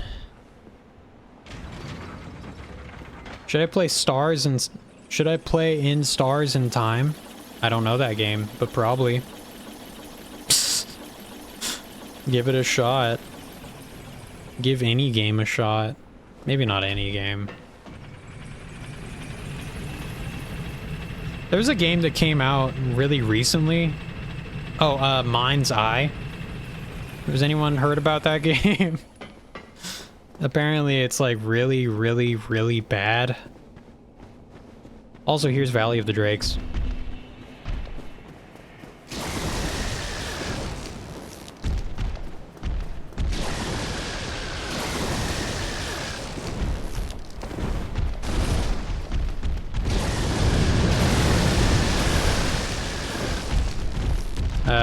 Shit. Hang on. Where's the ladder? Oh, there it is.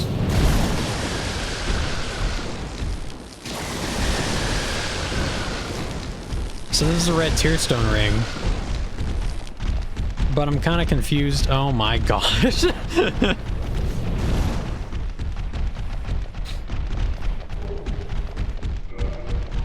I guess we'll equip it. I'm not sure why we're gonna have it.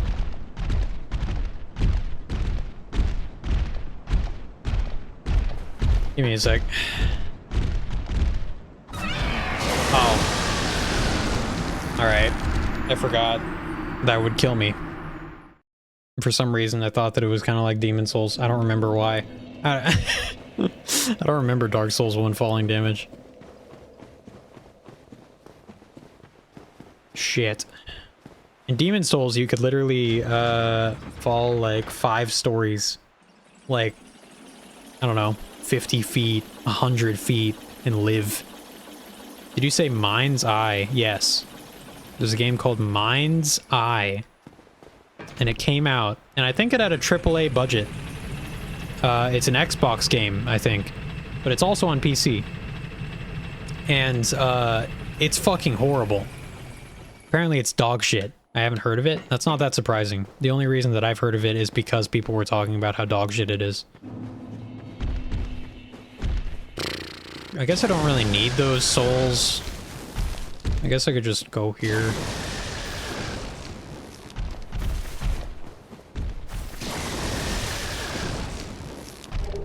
I shouldn't have got this. Okay, we're fine.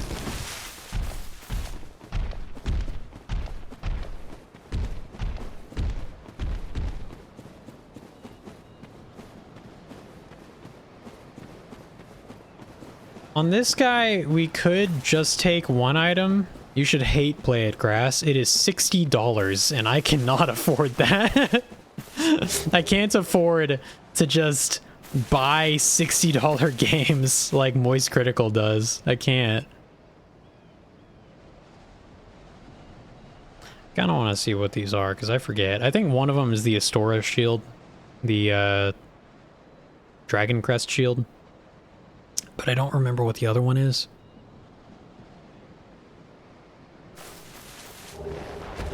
Oh, okay. Oh!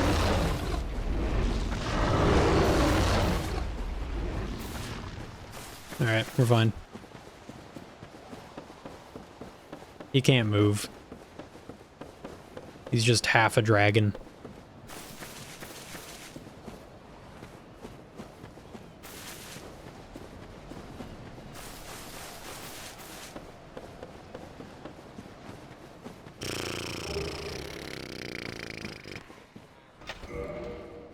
So this leads back to New Londo Ruins, which is pretty funny.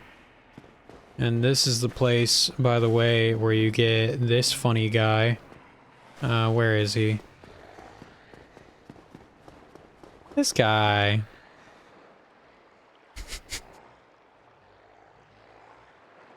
You can find a GIF of him on Discord if you search Hollow. Dark Souls Hollow, I think. I think you can find a GIF of him. Stock. Nice.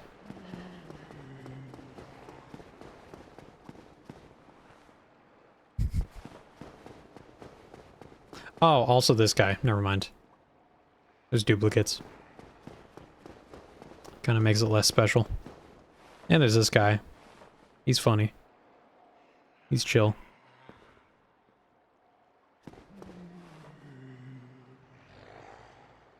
Alright. I thought streamers made the big money. I make no money.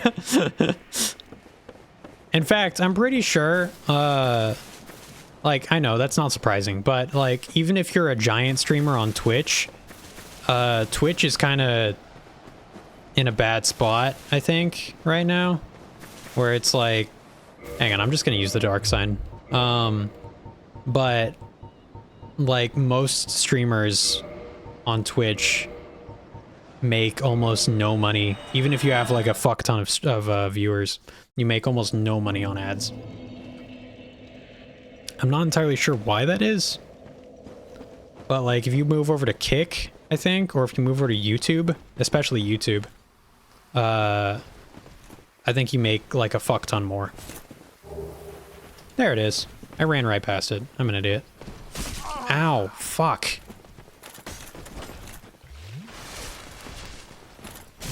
Ah, fuck! Fuck! Hang on.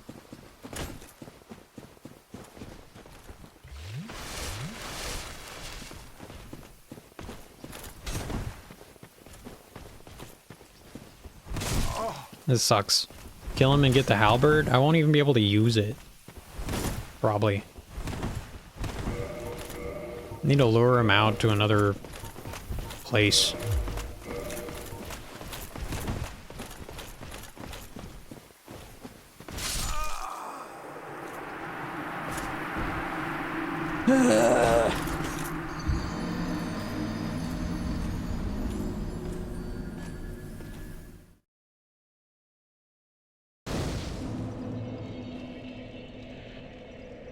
Wow.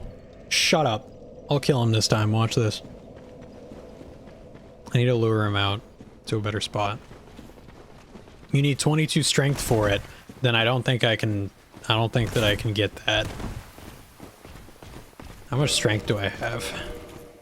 12. No. Excuse me. Lion is carrying you. Fuck you. Lion is not carrying me. I've done a great job.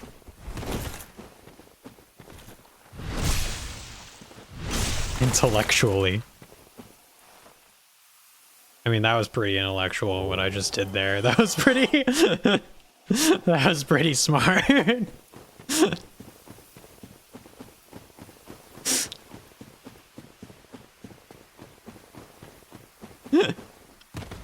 And now... reload and see if the halberd drops? Yeah, that's what I'm gonna do. Well, actually, I need to quit out to do that, don't I?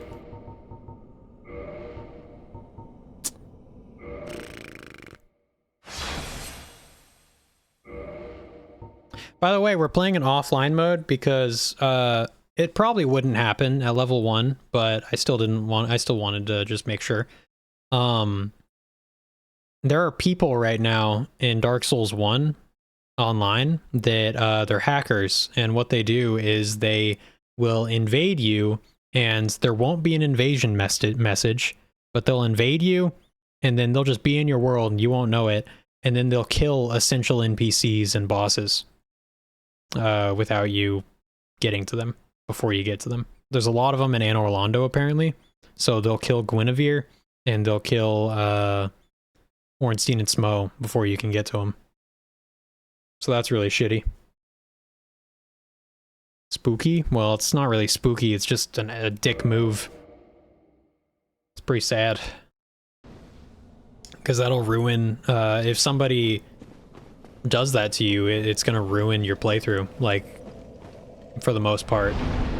It's going to, you know... I'm pretty sad. I don't care about you right now. I'm talking about Dark Souls 1 as a whole. I don't think that he dropped his halberd. Imagine how the first guy it happened to felt. Probably pissed off. Probably very annoyed, yeah. I saw someone on Reddit. There was a Reddit post while I was looking through, like, the different remembrances and stuff, because I was looking up details about, like, oh, how do I, like, how do I get this ending in Night Rain, because there are multiple endings, at least for different characters. And I was like, how do I do that? And then, but I saw one guy, apparently, got his save data in Night Rain corrupted, so he just wasn't able to play anymore with that save data. I don't know how that can happen, but that sucks. That's really sad. I think he said that he, like, his power went out while he was playing the game. But I've never had my save data get corrupted in any of these games, and my power has gone out while I play them. So, I don't know. It might have just been like a freak accident or something. And also it was a Reddit post. I don't know if it even happened, but still.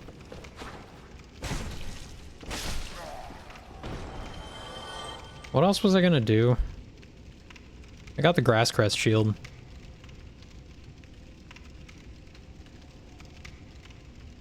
I guess the question is, do I want to go to Gargoyles, or do I want to... Do I want to go to Gargoyles, or do I want to go to Andre?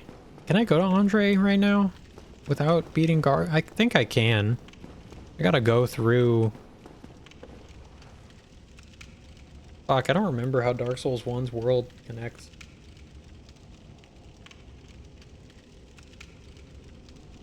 Andre is connected to Darkroot Garden, right? And I was just... Fuck. This is Darkroot Basin.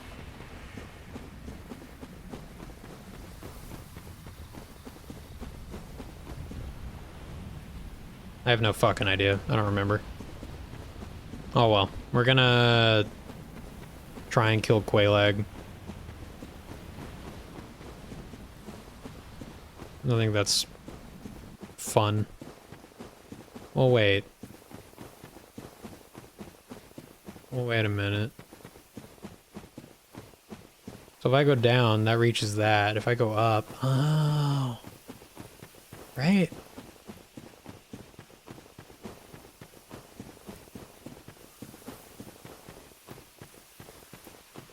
Yeah. Try and kill me next. No. Why do I got depressed and suicidal viewers? Stop it. Oh, jeez. Please, no. Ask Lion to do it. Lion, don't do it.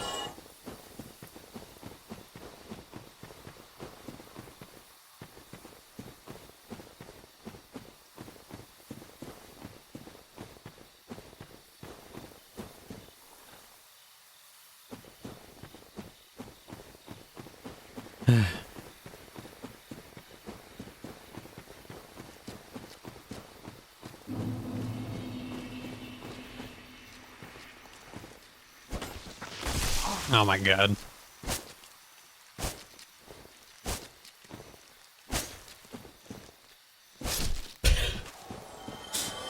Just kind of stood there and took it.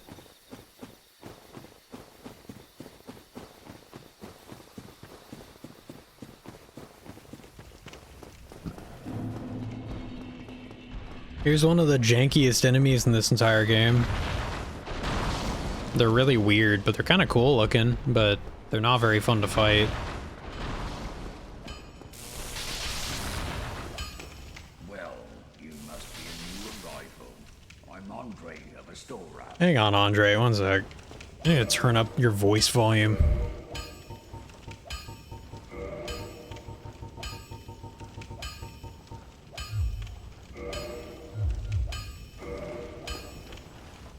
Well, you must be a new There you go. arrival. There you go. That's good. I'm Andre of Astora. If you require smithing, then speak to me.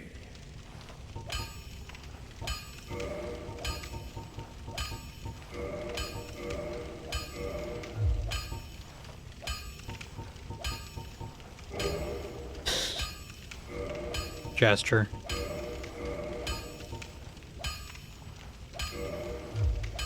Don't get yourself killed, knight.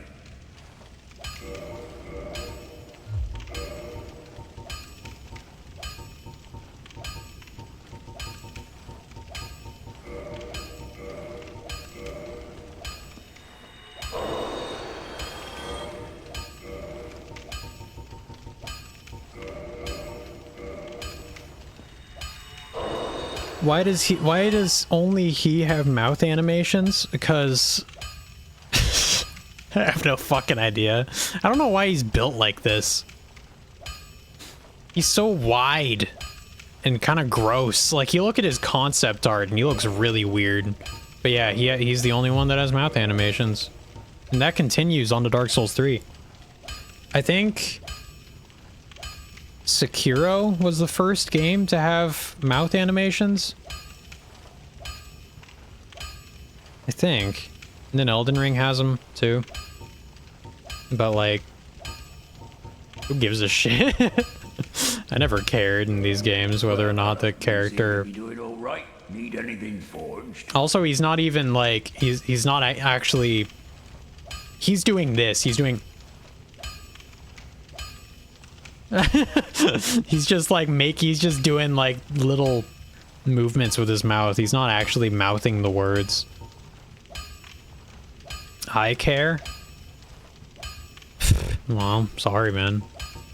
It never bothered me when I was like talking to the Firekeeper in Dark Souls 3 or talking to anyone else where you can see their mouth. I was like, oh, that's a neat stylistic choice. I like that. I don't know, it's kind of neat. I literally never saw it in a negative way, and I'm not really sure why. It just works in this game. It mostly works because it's a third-person game, and you don't really even see the character like that close, so it's hard to even tell, but yeah.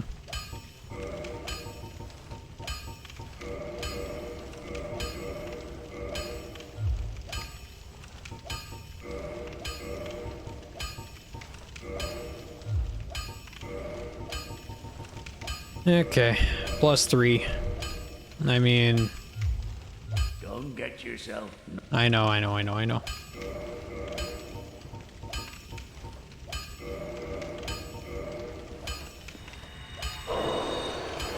Okay, that's worth 2,000. We're just gonna burn everything right now. And get as much upgrade as we can.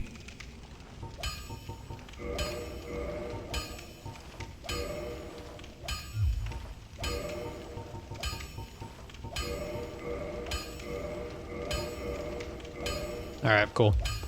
Don't get yourself. Yeah. It's kind of funny because we did get right next to this point. We could go talk to Sigmire, by the way. He's right over here. I have a little statue of him. It's kind of cute. It's literally a statue that is him sitting on some bricks. Just like he's doing here.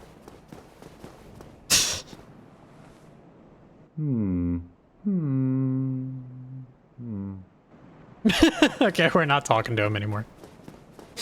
That's all we're gonna get. That's all you're gonna hear. I'm sorry.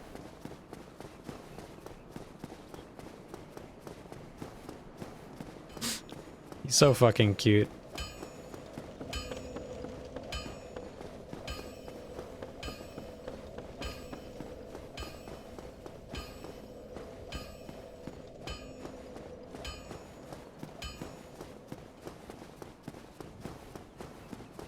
Did I not rest at that bonfire?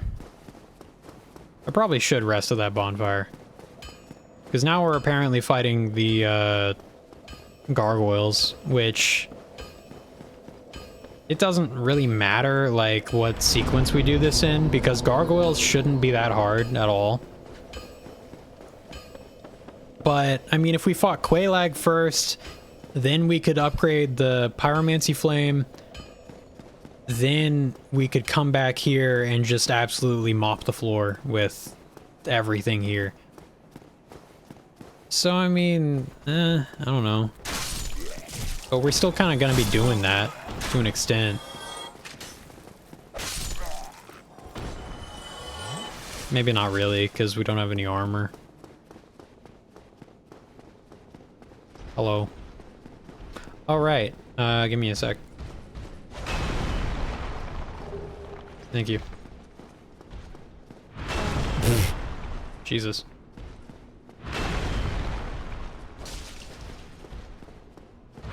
Do a lot of damage, though.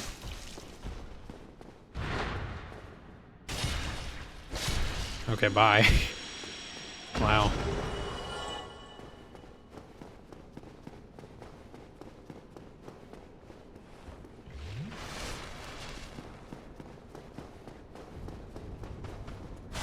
Oh my god. Oh my god. Alright, hang on. We're gonna run out of Estus flasks.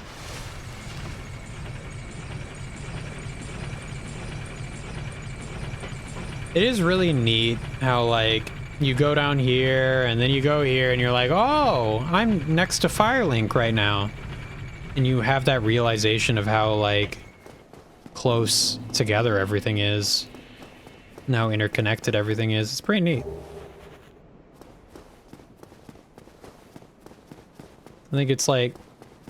I think that the main reason why they didn't do it in later games, why they kind of stopped doing it, Bacon Man, I know.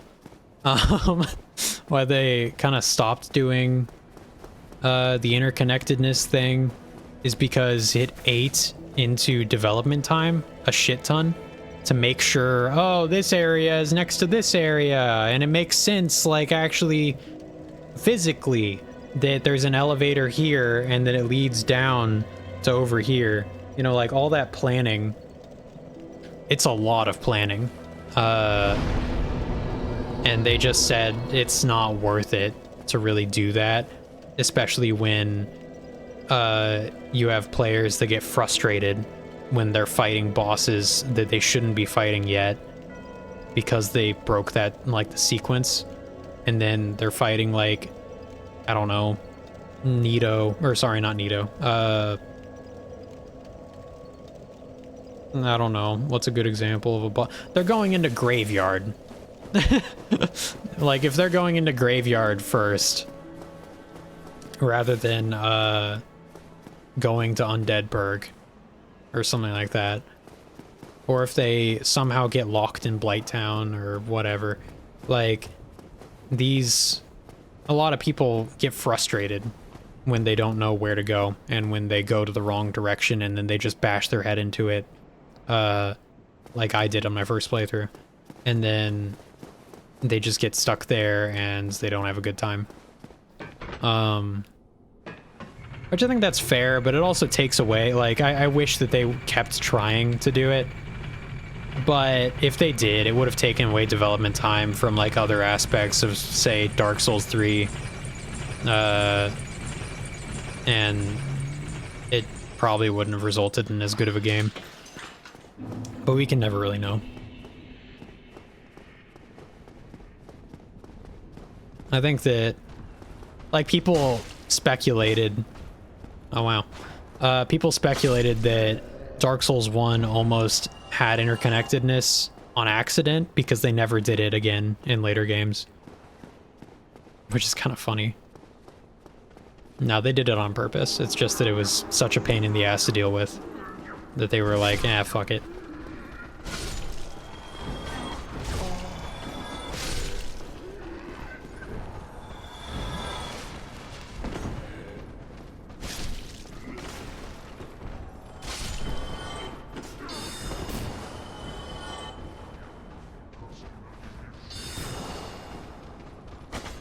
That body. Oh my god.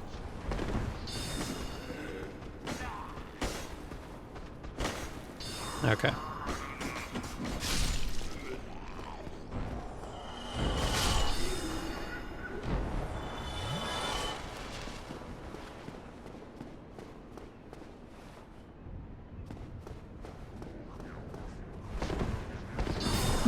Fuck.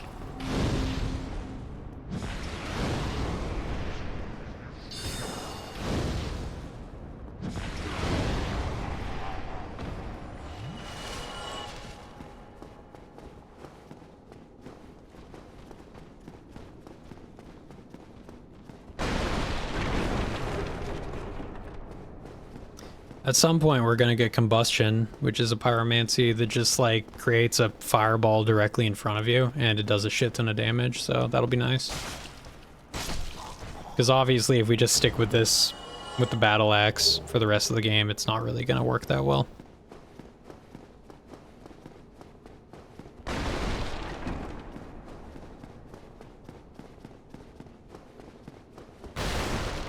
You got this guy who's stuck in a barrel for some reason.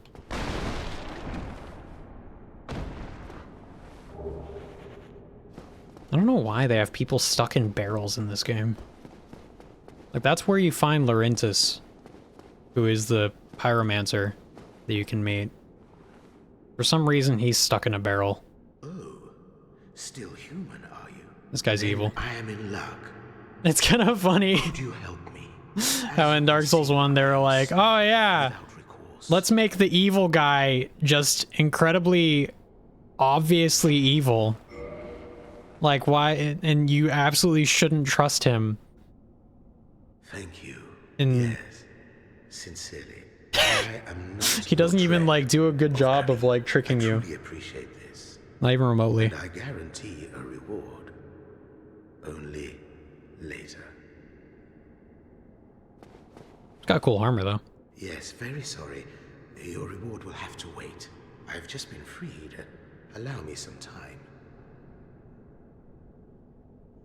I am free.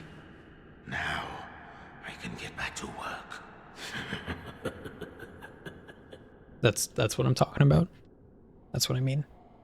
Who's evil? This fucking guy. I am free. Now I can get back to work. Sorry, my throat kind of hurts. I don't know why that has been happening more often lately. Where, like, I'll be streaming for a couple hours and then my throat will start hurting and then just kind of ruins everything.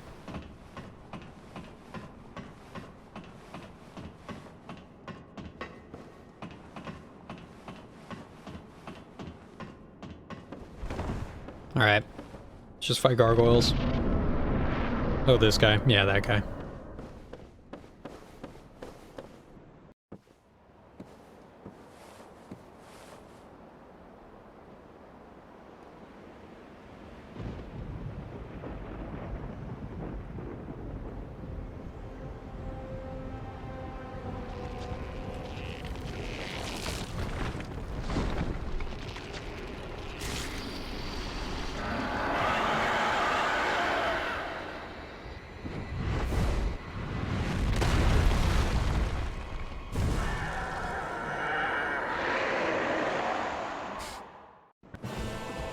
Pretty cool intro, honestly.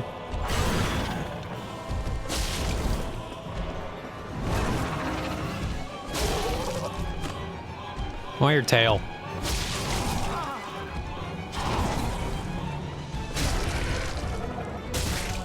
I'm not gonna get his tail, am I?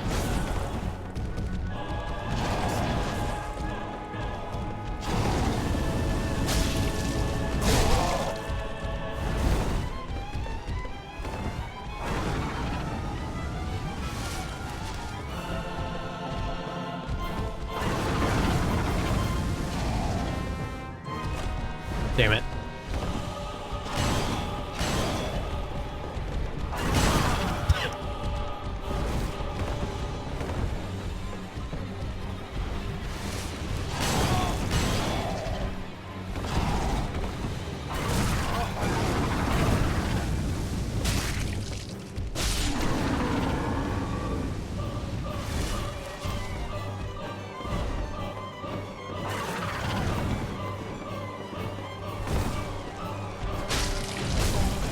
God damn it, man. Just give me your fucking tail.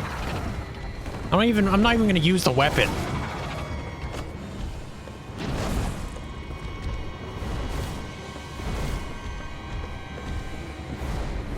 I just really want it for some reason.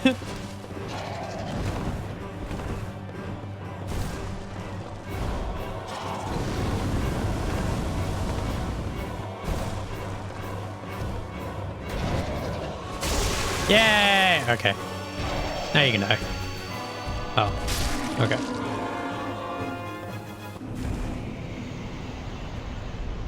Cool.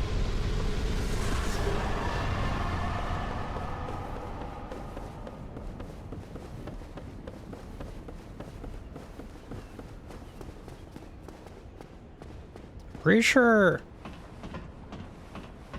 Is Oswald in here before you even ring the bell, or does he come in here after you ring the bell? Oswald's fucking weird. I'm pretty sure it's Oswald. No, he's only here after you ring the bell. That's pretty funny. It would be funny if he was in here before. But he's the guy, he doesn't have any animations. He just stands with his arms wide open. He's a fucking weirdo.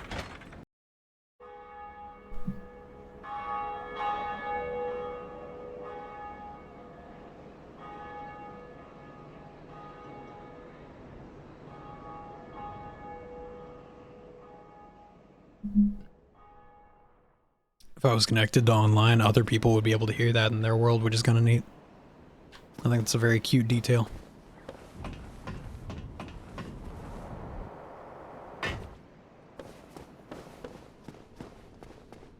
Oh, fuck. Oh, okay, I lived. There he is! Why does he stand like that? Greetings.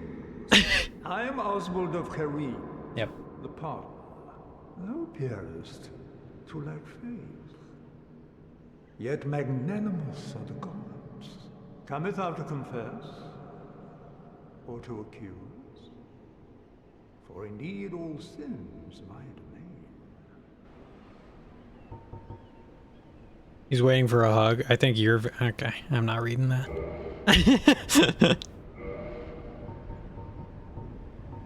I like the way that he talks. Also, I'm gonna just get a purging stone just in case I ever get cursed.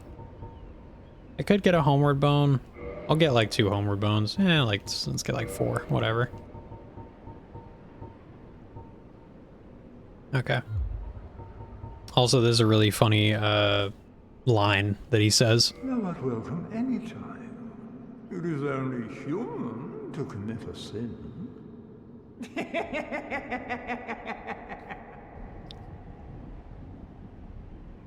It is only human to commit a sin. It's like fucking what the fuck, dude? And he never shows up again. I think that's the funny thing about Dark Souls NPCs is they're very like, you might never see him again because sometimes they just don't move. Or, well, I mean, It's kind of by design sometimes, because it's like you could have Patches or Solaire, and it's like maybe you'll never see them again. You'll probably see Solaire again. He's pretty obvious. But there's quite a few NPCs that are like Sigurd in Dark Souls 3. It's very easy to just never see him again, because his quest is kind of just like, what? I don't know, like it's hard to actually complete his quest without a guide. At least on purpose. Which is kind of a neat way of doing it, because it kind of reinforces that idea that Souls games kind of have, where you could look at it like from a video game standpoint, and it's like, oh, I want to see this NPC again. I like him. And a lot of games go that route where it's like, no, we're gonna make sure you see him again because everybody loves him. Or like, you know, we don't want our players missing out on content.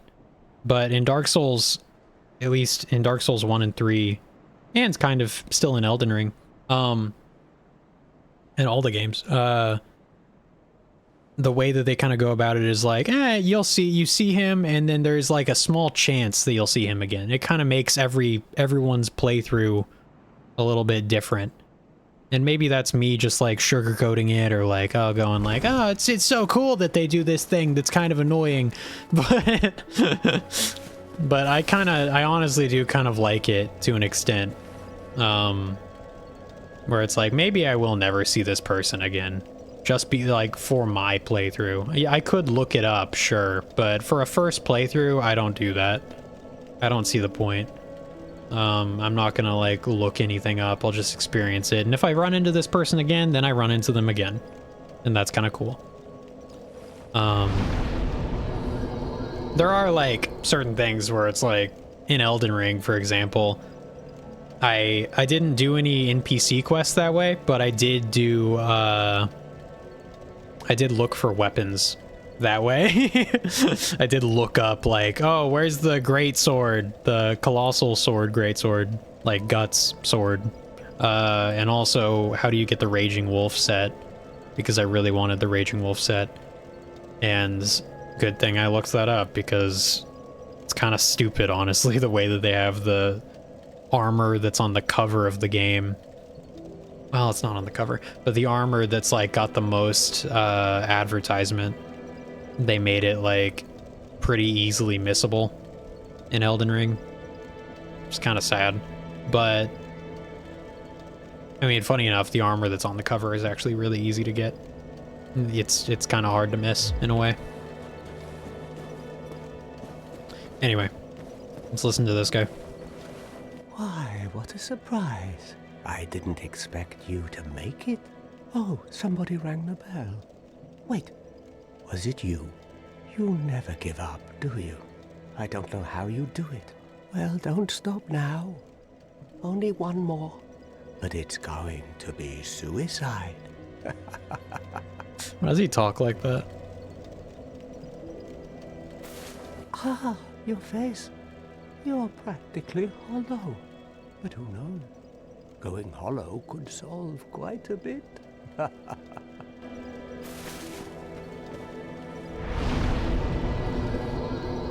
I could reverse my hollowing, but I don't know why I would.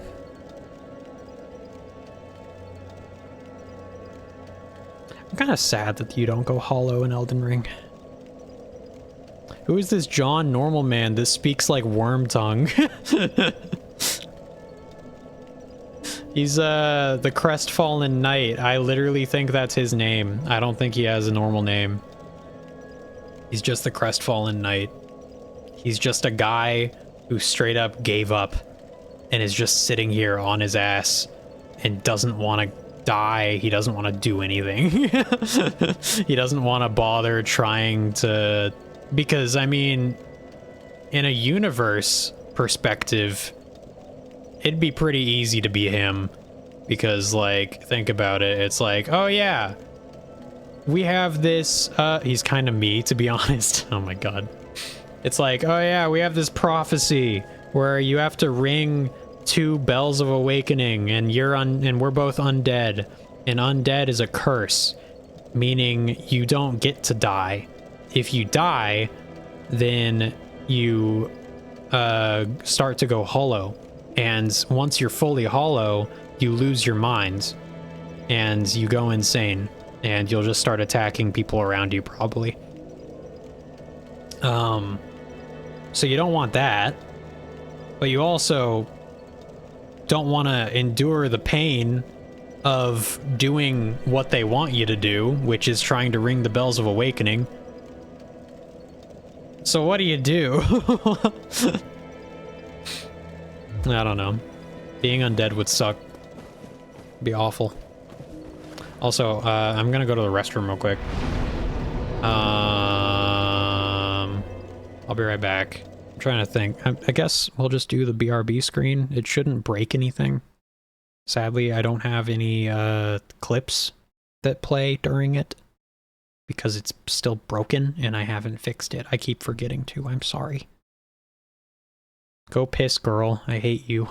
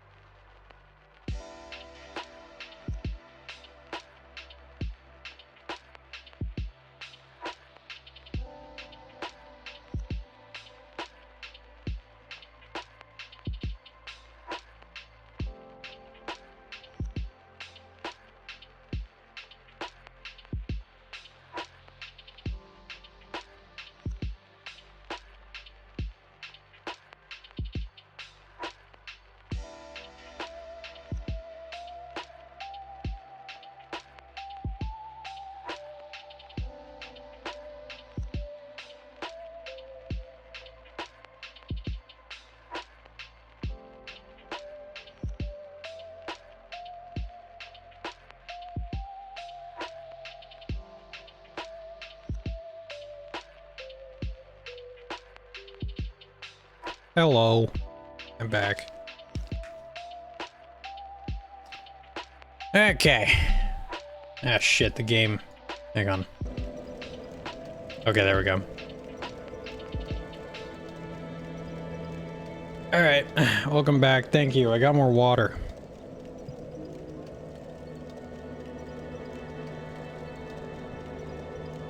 Pissing all by yourself, handsome? Isn't that from something?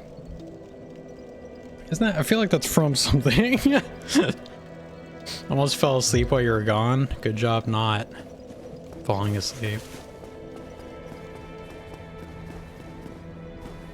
Alright, we're gonna beat Quaylag. It'll be fun. Oh, we're also gonna do this. Well, what Ah, have you shit. here? Hang on.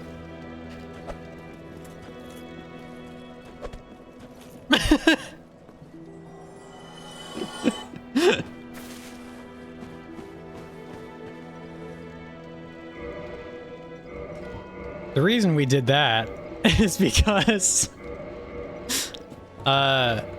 if we didn't do that and we I know it's kind of anticlimactic. It's an anticlimactic way of doing it. Kind of cringe perhaps, but the reason why we did that is because if we don't, he kills her and then the bonfire goes out. And we don't want that because this is a good bonfire to have. It's really annoying if it goes out. And then we have to travel to Anne Orlando, and then we have to invade, and then we fight him, and then we could get his armor that way. But I'm not going to be able to wear it this playthrough because it's level 1.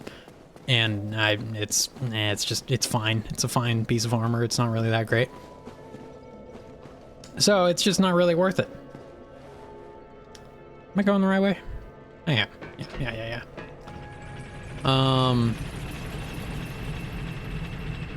So yeah. He's dead now. He's a murdering piece of shit. The reason I just did it right then is because, once you ring the second bell of awakening, then that's when, he does it. So I would come back and the bonfire would be out and all that shit. What if you just never let him out of the cage? That's a good question. I'm not sure. I'm not sure what would happen if you just never activated him. Like, if you never... Yeah, I might be wrong on this. Maybe I, like, dreamt it. Maybe it came to me in a dream. But, I think it's... He might just break out if you beat the gargoyles and ring the bell. Ring the first bell. I'm not sure. Don't quote me on that.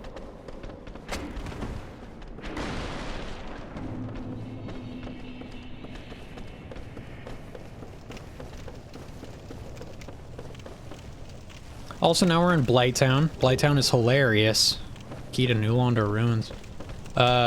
Because it's all made out of wood, but it has these big fires everywhere, which is pretty funny.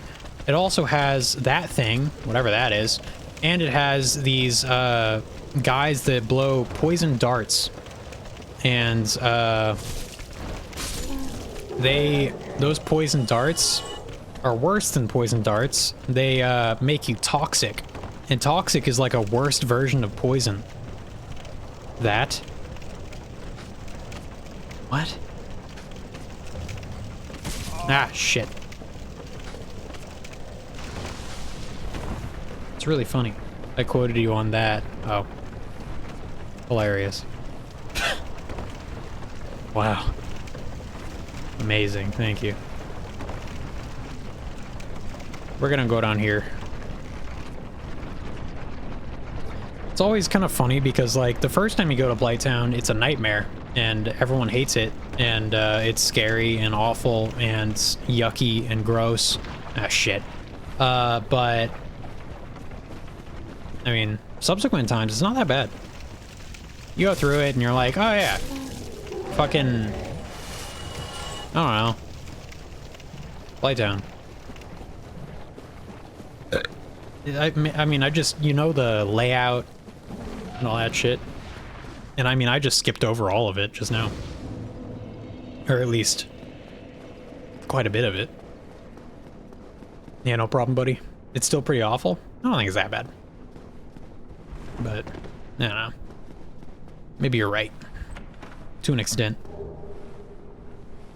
Hey, dragon skill.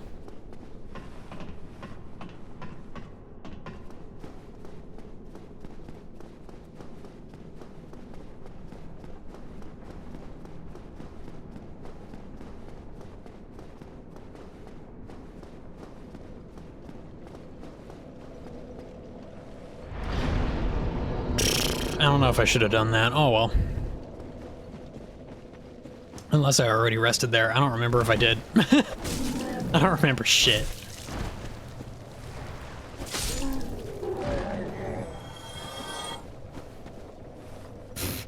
Fucking ragdolls. I mean, I must confess something. I've never actually gotten the dragon form in Dark Souls 1 because I've never cared to. How do you get the dragon form in Dark Souls 1? You just go and... Heretic. Anyway, how do you get the dragon form? Do you just give the ancient dragon, oh my god. You just give him, just go talk to Big Dragon. I've talked to him before. Ah, shit. That join cult, that's it. I feel like on my first playthrough, I probably, or maybe in subsequent playthroughs, I've done that, but I just never fucking used it. Maybe, I don't think I ever used the torso stone. Maybe I'm just an idiot. Oh well. Say what you want about the remaster, but at least it kind of made Blighttown visible. Because holy shit, you could not see anything in the original version. Like, the lighting was just fucked. It wasn't, like, unplayable. Oh my god. But it was pretty fucking bad. Ow. Oh my god. Why do I even bother?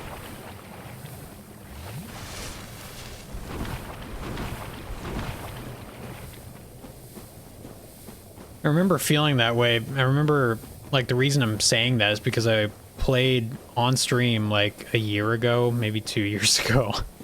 I played Dark Souls 1 Prepare to Die edition. I did a randomizer, and I was going through Blighttown, and I was like, this fucking sucks. Every single time I roll into the water, because your character in these games emits light a little bit, so you can see things better when you're close to them. And every time you roll in the water, the light kind of goes out, and then it readjusts, and it's awful. Anyway.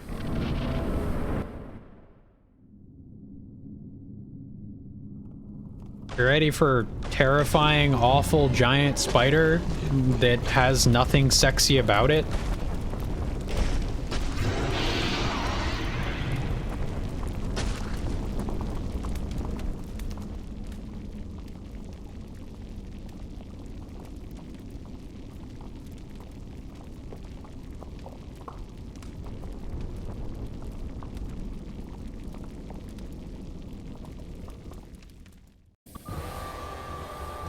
Anyway.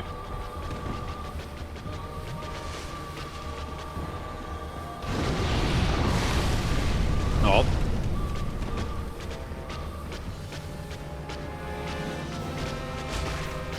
Oh.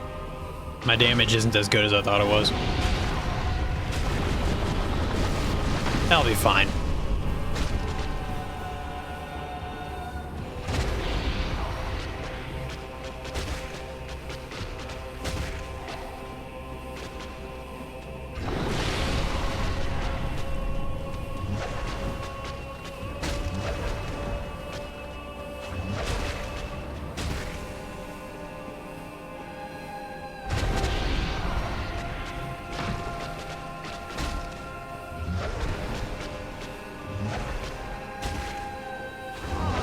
fuck. That hurt a lot.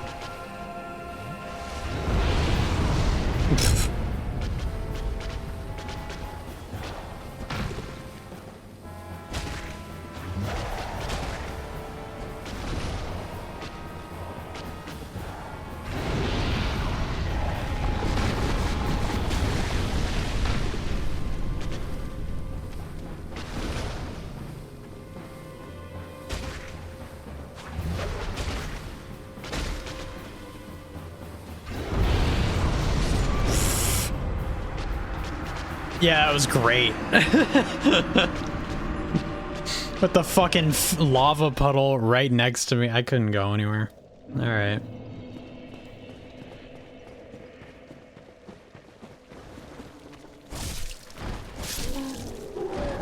What we could do is we could go human, get invaded by Maneater Mildred, and then summon her at the boss room. I don't even know if you need to get invaded by her first. You might. But we could do that. But I don't really want to. Because I don't want to use NPC summons. It's cheating. Even though it doesn't really matter, but it's cheating. I don't know.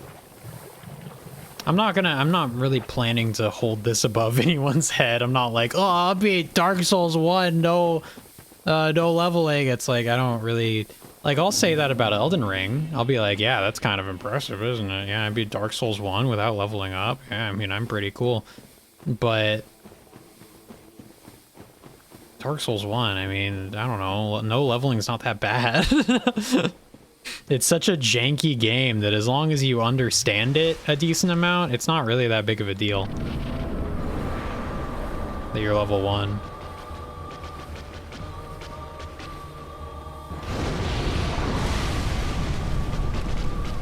Oh.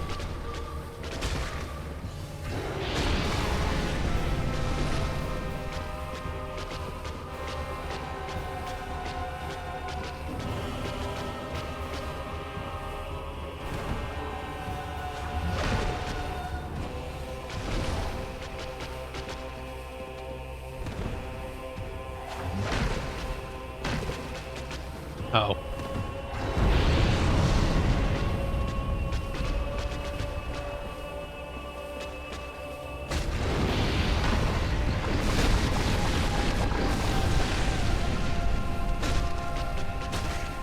All right, grass crest.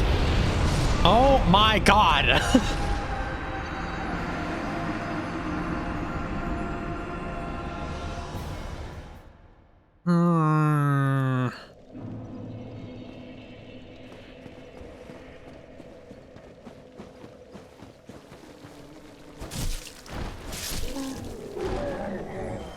All right, that's 2 attempts. No big deal. Do I have anything to cure poison? Kind of annoying. No. All right, that's fine.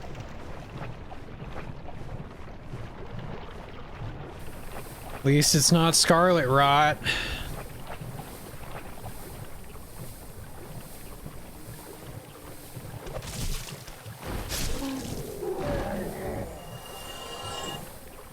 I mean, to be honest, I do like this. I do like Blighttown a lot more than basically every other lake in the series. Like, you got... What other lakes are there? You got the Farron Woods in Dark Souls 3. And they suck. That's not a fun area. It's just really, really boring. And the poison seems like an afterthought. It's just like... Ugh, it kind of sucks. Then in Dark Souls 2, you got Harvest Valley, which is kind of ass. I don't enjoy that area at all. And then...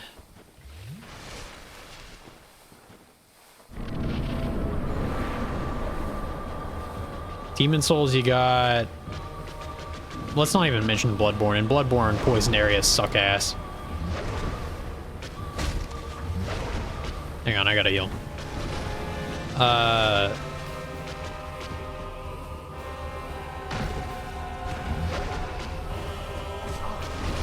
How the fuck did that hurt me? Oh my god. What are you doing? Oh.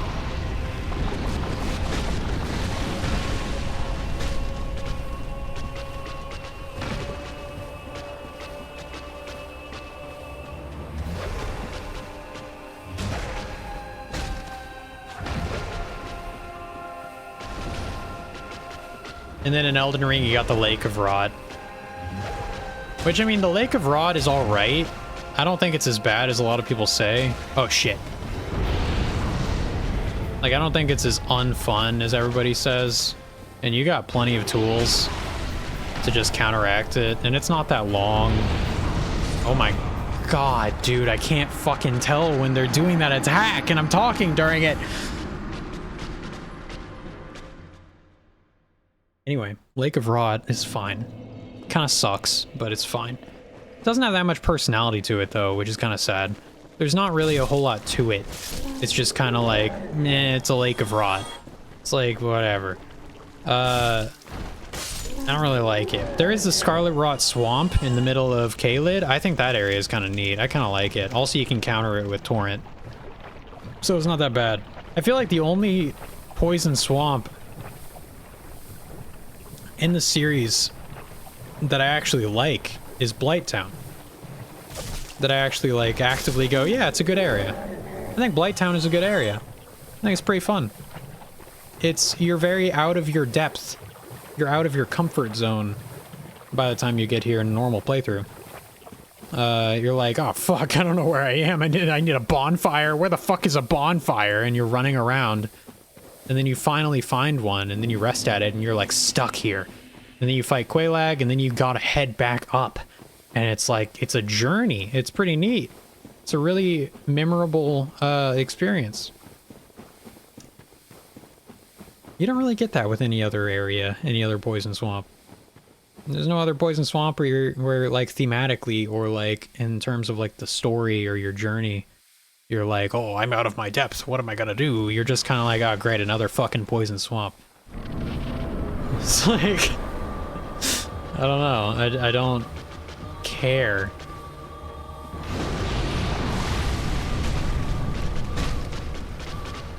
I think that's the main issue with a lot of them.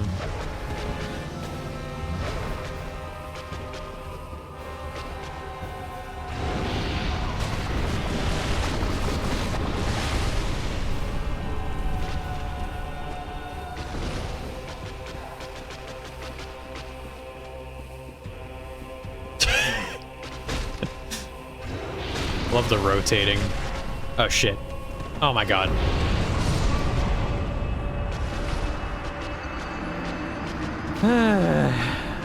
Undead Anish-chan.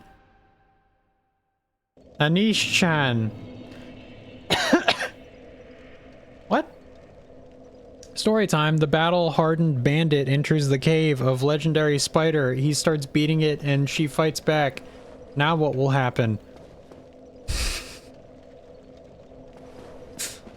He dies and then he has to run through the cave again. And it happens like 10 times. Hey, the webcam is back. The webcam is back. Hi, Creased. Thank you for the 25 bits. I appreciate it. Imminent death? Yeah. The run is going fine. I'm refusing to summon Mildred because I don't know why. It's part of my character. I don't know. So I'm just dealing with fighting Quelaag with the +5x. And that's about it. Because of my ego. Probably, yeah. Yeah, probably because of my ego. I like the because of my character more. But, I don't know, ego's not a bad word for it, I guess. You got the fucking poison, you got these guys. These fucking goofers. Goobers. Pride. Maybe pride works. Pride's a sin. I don't think ego is a sin. I don't know. Who cares?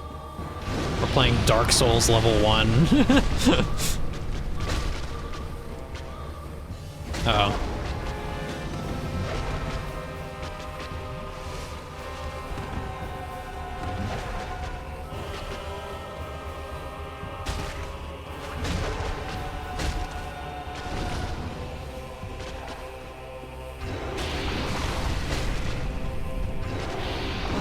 Oh my god.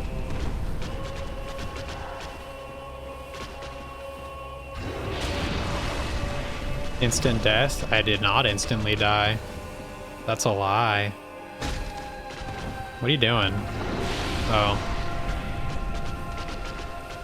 Why is there so much lava everywhere?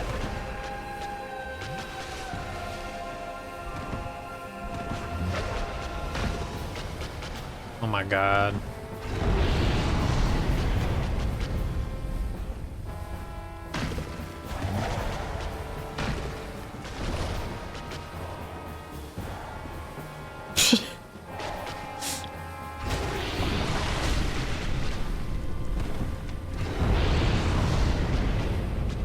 You need to make sure you don't get stuck between the legs.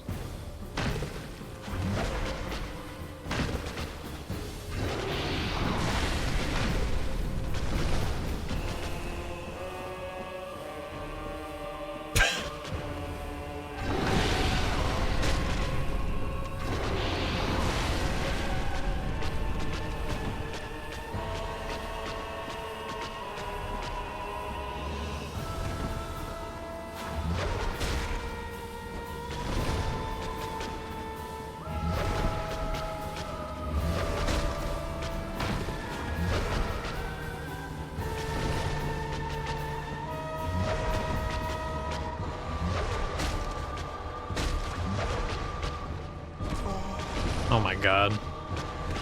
Hey, the poison ran out.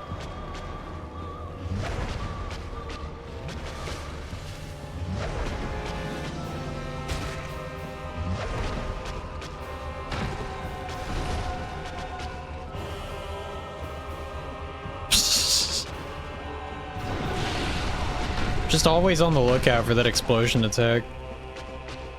There's not that much of a tell for it, unless you can see Quelaag herself. If you're just looking at the spider or the spider butt, there's like nothing. Quelaag is not that good of a fight. But I do kind of like her. Ow. You agree? What do you agree with? Sorry, I wasn't looking and it's been 2 minutes since you sent that.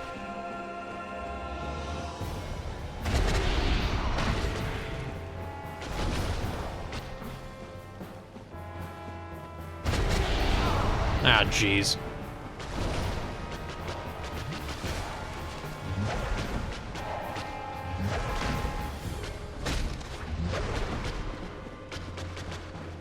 Oh, shit.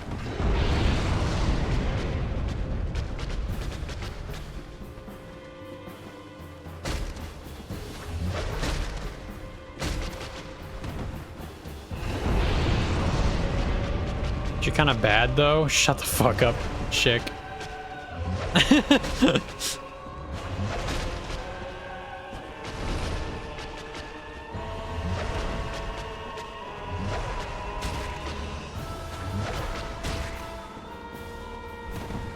Seven polygon booba awooga. Where the fuck? How are you? How do you think that's 7 polygons? This game is from 2011. It's not a PS1 game. Oh my god. Soul of Quelaag, Twin Humanities. Wow. Fucking 7 polygon. Wow.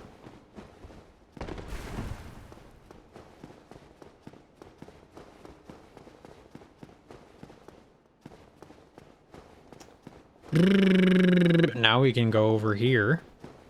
And now we can ring this bell. It's a big bell, actually. It's a very large bell.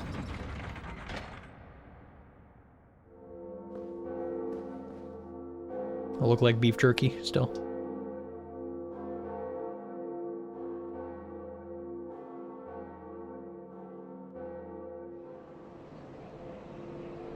Grass, you have a new background from last time I saw you on cam? What was my background last time you saw me on cam? I mean, I have moved my desk, but that happened like 6 months ago. Maybe. Maybe like 4 months. I don't know. Green screen? Oh yeah. Well, the green screen, yeah. I can turn that on and off at any time. Are some people on Twitch not lurker friendly? I don't know why they wouldn't. I don't know why they wouldn't like lurkers. Why they would be, or would not be lurker friendly. Not sure what the benefit of that is.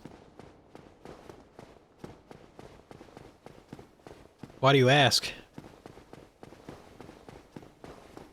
Because you still get viewers. I mean, there's like benefits to having lurkers on your stream. I would think that most people are lurkers. I don't know. Nice. Oh dear. What have we here? Are you a new servant?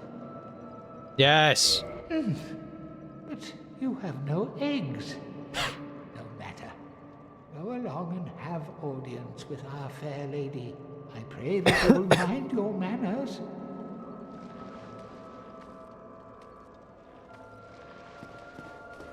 To root them down like the vermin they are. Okay.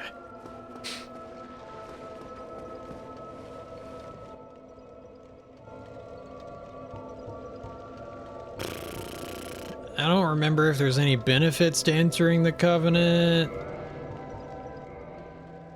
Oh yeah, she can't talk. But she can talk if you wear the right ring, I think. Are you prepared to dedicate yourself to our fair lady if you need something? I need to modify my equipment. Oh, fuck yeah. Alright, we can do that, and then also... Ah, shit. How do we get combustion? Witch ring? Yeah, the witch ring. I was working on something and some people watching thought it was funny. I mean, that can happen. What was the thing that was funny, though? Haha, okay, Shik, you fucking asshole. Intercovenant.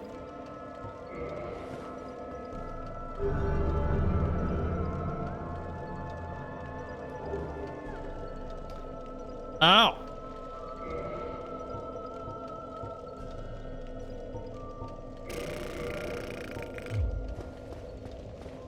You would. Okay, so I can't buy... I can't buy anything from him. At least not any pyromancies. I'm not gonna rest there.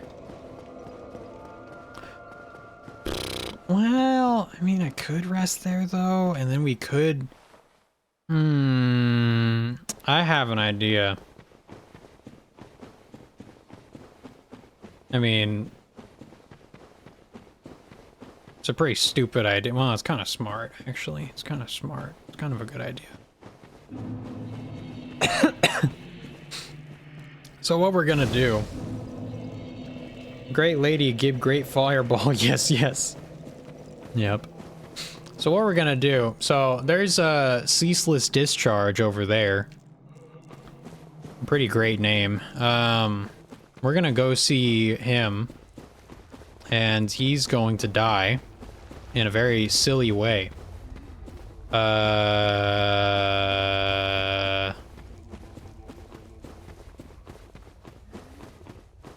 Need some of that in my life. Oh wait, for a game I made a bird enemy that throws bottles of whiskey at you. That's pretty cute. It's a pretty nice idea. But what we're gonna do is we're gonna kill Ceaseless Discharge, and then that should bring Quaylana, I think, out. And then we can buy I think that'll bring her out. And then we can buy pyromancy from her.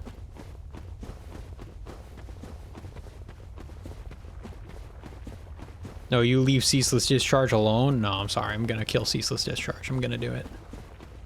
I'm sorry, I gotta. It's a level 1 run. Some people kill the giant blacksmith in level 1 runs. I'm not gonna. I refuse. He's too good of a boy. Hello, Ceaseless. Cecil. Yeah, he doesn't look too happy.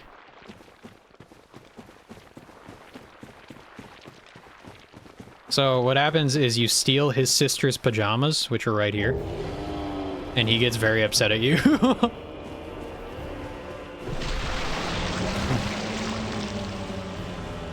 No.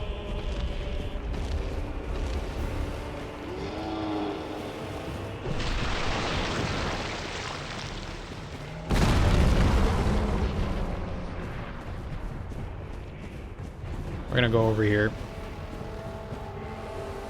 And I think... Yeah. Yeah.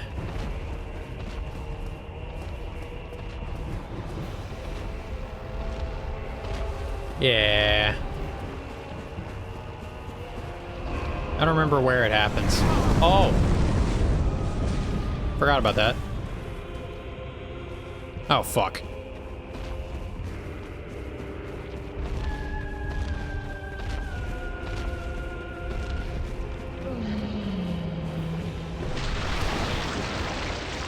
I'm gonna die. Okay, I'm not gonna die.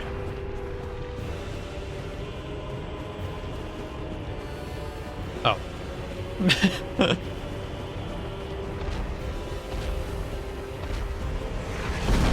Oh my god. Okay.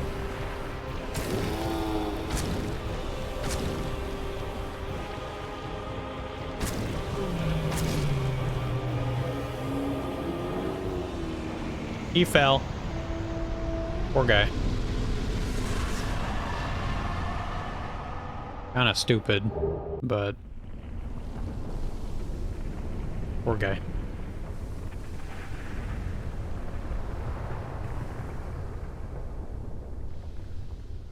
Huh? What, did you not know you could do that?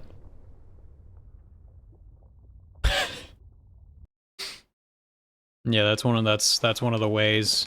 Who is easier, this guy or Pinwheel? That's fucked up. It is a little fucked up. I mean, if you know about that, then this guy. But if you don't know about that, if you don't know about that little hack or whatever you want to call it, then Pinwheel. I mean, I would say Pinwheel just generally. Like, it's like asking who's easier, Yorm in Dark Souls 3 or Pinwheel. It's like fucking, I don't know, Pinwheel. Pinwheel, just from a basic design standpoint, is just so stupid. I would say Pinwheel, but it's really, it doesn't matter. It's up to whoever. I mean, why am I heading back, actually? Well, I could level up the Pyromancy Flame one more time. Maybe 2 more times.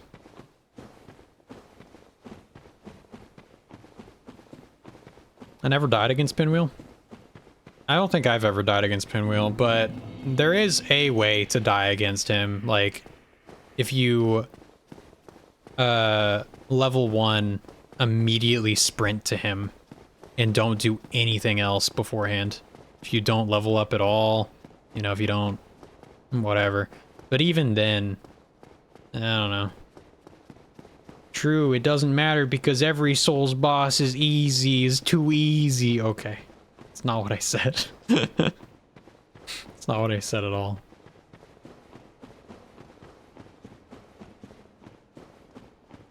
There are some bosses that are like just kind of either gimmicks or just happen to be very easy. Like Crystal Sage is not very hard at all. most people would say that he's very easy. I have died to Crystal Sage a number of times though. Because like sometimes his clone phase fucks me up and then I just die. Because like he's blasting a bunch of spells at you. Why did I'm not fucking thinking. I'm not thinking at all. I'm already here. I don't know. Hang on. Damn, Creased, you smacked the hell out of that whiskey-throwing Tweety bird. What are you talking about?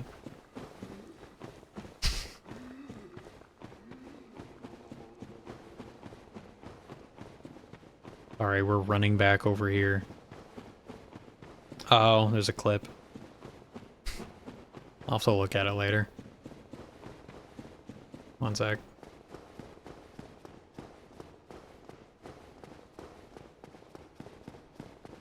Probably gonna continue a little bit more. We have gotten quite a bit done in this stream. More than I expected, to be honest. I was expecting certain things to take longer. But we have already read or rung 2 bells, which is pretty good. Sorry, Grass, I am an egomaniac. I should be slapped upside the head. Oh my god. Are you with me, Al?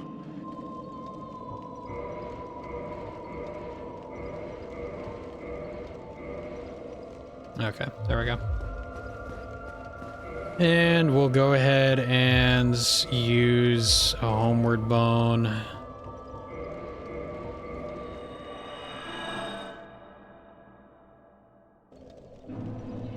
Cool. Oh.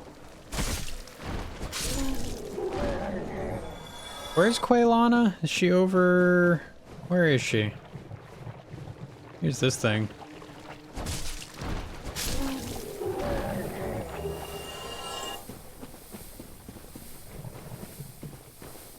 First time I killed that guy, I was like, I'm nobody's servant. Oh my god. Everyone's favorite place. What, Blighttown? I love Blighttown. I was talking about that earlier. I was saying that it's actually a pretty good area. Like, in comparison to other poison swamps in the series. It's kind of enjoyable. It's got personality. It's like, it actually feels like you're going on a journey. It's actually not too big either. That's one big problem that a lot of areas can potentially have, is just being too damn big. I don't know where she is. Do I have to rest at the bonfire? I haven't done that.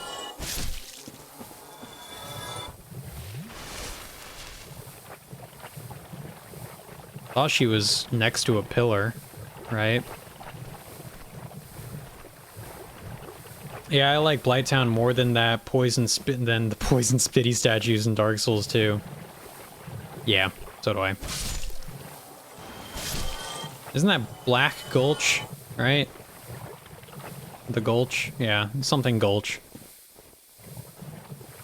Yeah, that area sucks ass. It's also incredibly short, though, so it's not really... I don't even... Like, I was talking about poison areas earlier, and I didn't even remember that area existed. I remember Harvest Valley, and the area that's connected to it that most people know it by. I don't remember the name, though. I just remember Harvest Valley. Uh-oh. Oh my god. Great club. That didn't do as much damage as I thought it... Oh my god.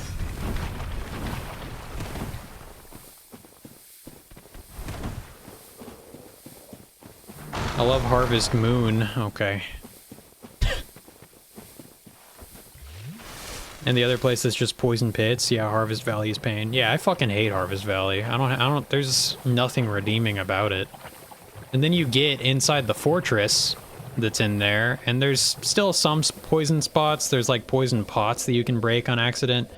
And then there's like the mannequin enemies. I think they're called mannequins, but they don't really look very mannequin-y.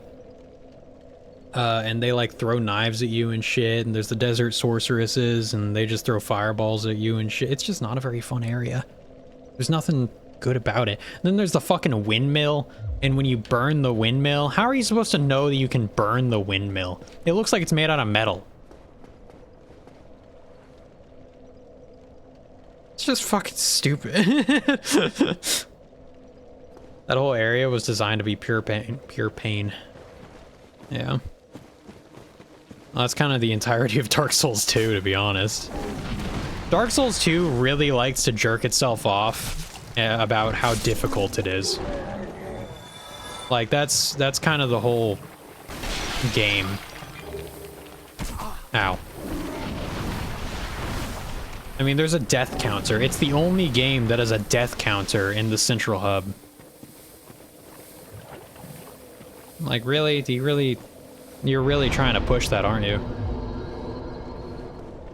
I don't know.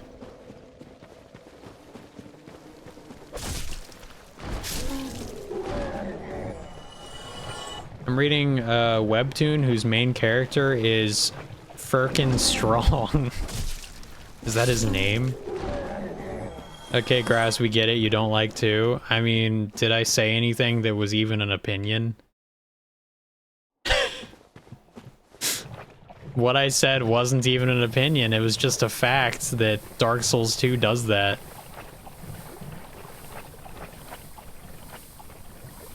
I mean, I'm not gonna argue that there aren't any redeeming qualities for Dark Souls 2. I think there are. I think Dark Souls 2 can be a fun game and a very beautiful game. And there's some nice ideas here and there, and, you know, it can be enjoyable. But there's just a lot of things that kind of outweigh that, in my opinion.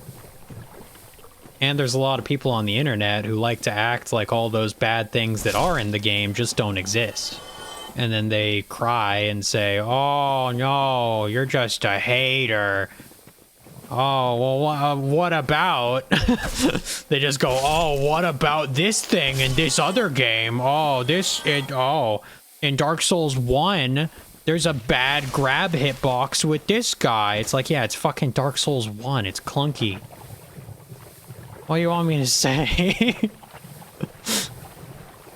It's like, oh, in Dark Souls 3, the dancer grab hitbox is huge. Look at this, you teleport onto it. It's like, okay, now compare that to every grab hitbox in Dark Souls 2. Now let's compare it to how when the pursuer stabs and your little toe, when you're dodging, your little toe collides with the hitbox.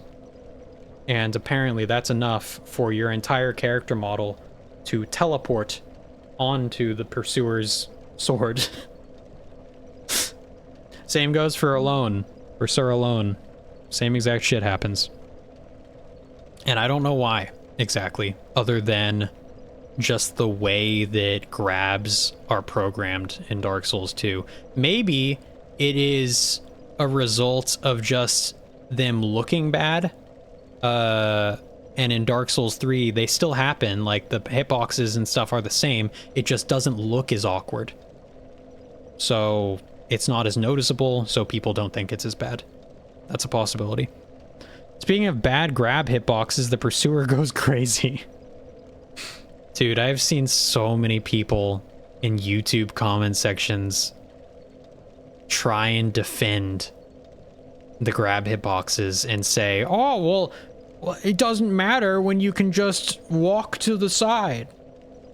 Why don't you just walk to the side? It's like you're missing the entire fucking point of why it's a problem. Yeah, you can walk to the side against the pursuer. Sure. That doesn't fucking matter. We're talking about the grab hitbox. If you do get hit by the grab hitbox, then, well, doesn't it matters? Yeah, I know. We won't talk about that place, I know. Where the fuck is Quaylana? Hang on. I'm gonna look up where Quaylana is, because I don't remember, and I'm having trouble. Where is the internet? Hang on. Oh, fuck. Oh, shit. Oh, the game is covering it up and I can't get out. Ah, okay. Hang on.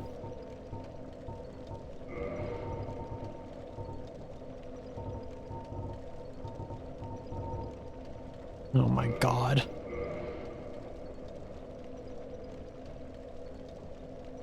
Not on the nose. Yeah, that's his name. Firkin Strong. It's a pretty fun name. It kind of sounds like it would be something in fucking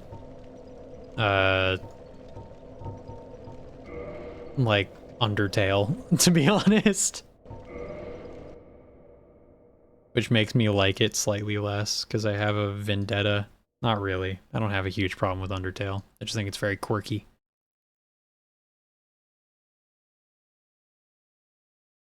Okay.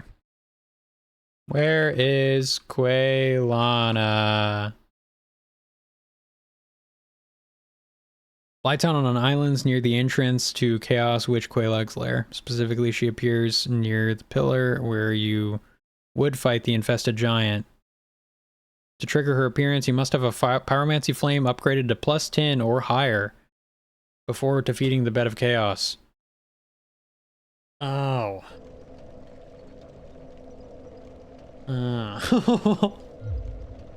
Fuck. Or how to train your dragon. What? Which, by the way, can we stop making live-action remakes of goated movies? I agree. I actually wholeheartedly agree with that. Let's talk about that for a second, because I got some strong opinions on adaptations in general and how stupid they are in a lot of ways. Like, you can make an adaptation of a movie, or of a, sorry, not of a movie. You can make an adaptation of a video game, right? You can make an adaptation of a manga or something. Like, I mean, anime to manga is kind of almost one-to-one a lot of the time. So that's kind of a weird area that I'm okay with adaptations, because usually it's like, it's kind of negligible. It's usually word for word the same shit, but they might go about things slightly differently or whatever. Sometimes they butcher it, obviously. But I think that movie adaptations of video games are usually fucking dumb and completely just miss the entire point of the video game. There are exceptions to that, but like what they should do almost all the time. I'm so scared of the Elden Ring movie. I'm hoping with the Elden Ring movie, I can't believe there's a fucking Elden Ring movie being made.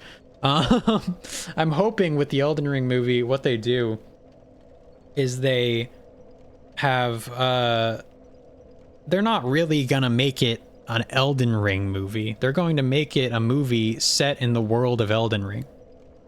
And hopefully it's just kind of, it's adapted. That's the whole thing. You need an adaptation to adapt to whatever medium it's switching to. Obviously, if you just had a guy running around fighting monsters like you do in Elden Ring and talking to random people, that doesn't work as a movie. It works in a video game because it's a video game. And a lot of movies kind of miss that entire thing.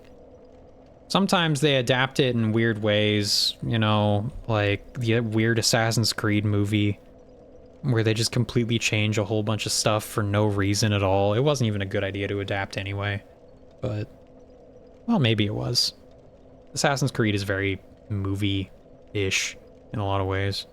I feel like that could have been an easy win, but they were just like, there was just some egotistical director that was like, no, I'm gonna make it my own thing. Like, I feel like you could have just done a one-for-one of like one of the Assassin's Creed games, and it would have sold very well, but instead he was just like, no, new character, new other character, new bad guy, new way of going into the Animus. Who gives a shit? I'm getting off track. That's how you know the Actors Guild directors are out of ideas. Yeah. But I don't know. I just think about that a lot where I'm like, if you are going to adapt something, you first and foremost, you want to make a good movie. You don't want to just make a movie that's nothing but just like member berries, where it's like, oh, in the game, they like this thing. And they like how this thing looks, and they have this gun, or they have this character, and that's it. Other than that, we can just fuck off and do whatever we want. Like, you want to get the idea of whatever you're adapting through, but you want to adapt it. It's a very hard thing to do.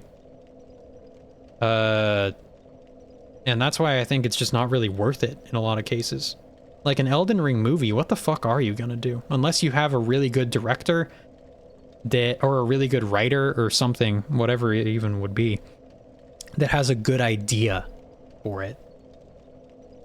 I'm so sick of reference movies, but also chicken jockey. Jesus Christ. They need people like me. Okay. Elden Ring manga is gold, though. I heard that it was really funny. And, it's kind of hilarious. Because I'm sure whoever made it was like, I mean, if I just directly adapt it, no one's gonna want to read it. But if I make it funny, then that fixes everything. If I just make it like Elden Ring, but funny, and have the character be weird, and like all these choices, then that'll give people a reason to read it. I don't know. But How to Train Your Dragon is also really weird because like you're adapting, you're basically, there's no reason. Like, there's a reason to adapt a video game to a movie, at least, right? And you could find a good video game to adapt, and it would be easy money. But if you're adapting an animated movie to a live-action movie, and you're doing everything shot for shot the exact same, and you have all the designs almost the exact same, and you have the dragons, and we're talking about How to Train Your Dragon. You have the dragons look the exact same. What are we doing? What is the point? Like, is the idea that people are going to go see it more because... Good night, kind sir. Okay, good night, Priest.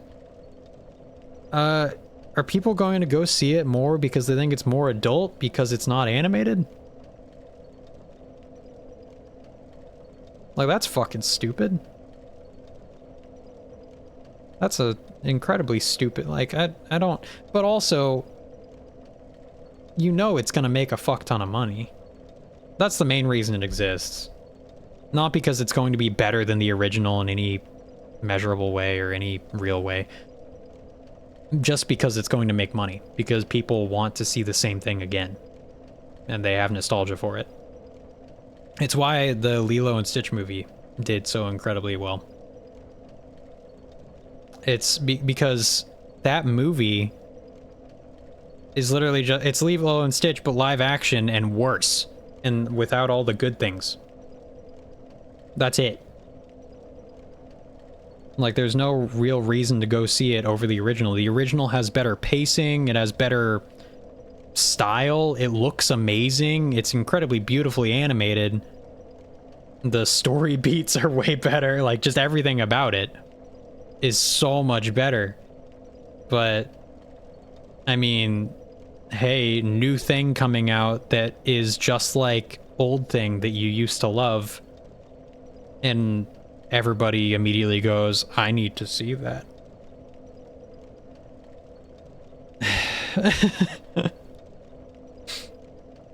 I mean, in a way, it's the same reason why mediocre remasters get so many sales. Or mediocre remakes for games. I need to see you, grass. I'm blind. What the fuck are you talking about? I have a camera for once. Commoditization of nostalgia. W. Yeah. What level is my Pyromancy Flame? It's +8. I mean, we could farm. Or... Oh. Hang on. I could actually probably get it to 10.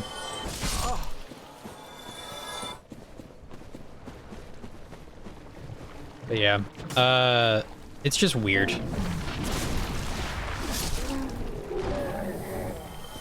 It's very...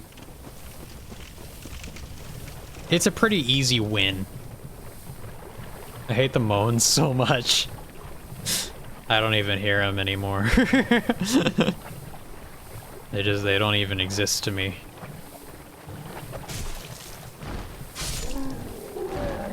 They do be moaning. It is really funny, in Halo Reach, when your character uses the sprint armor ability, or you sprint for 10 seconds, or whatever, your character goes,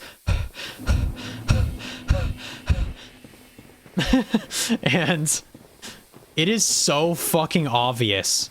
Like, when I played it in 2010, it wasn't very obvious. But holy fuck, playing PvP in 2024 or 2023, whenever it came out. Oh no, it came out pretty... It was like, came out like 2022. On PC. Holy fuck, the amount of just... just like... just everyone. And I'm like kind of wheezing almost. It's more like...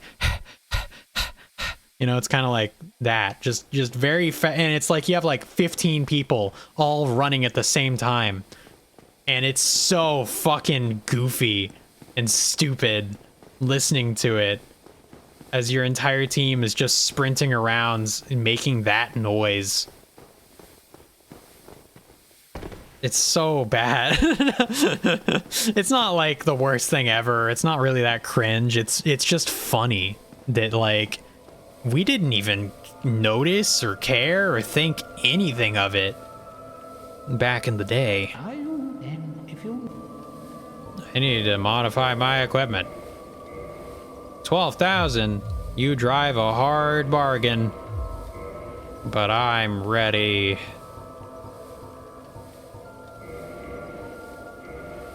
Someone should do a video of that where it's just the running audio and the panting. I'm sure someone has.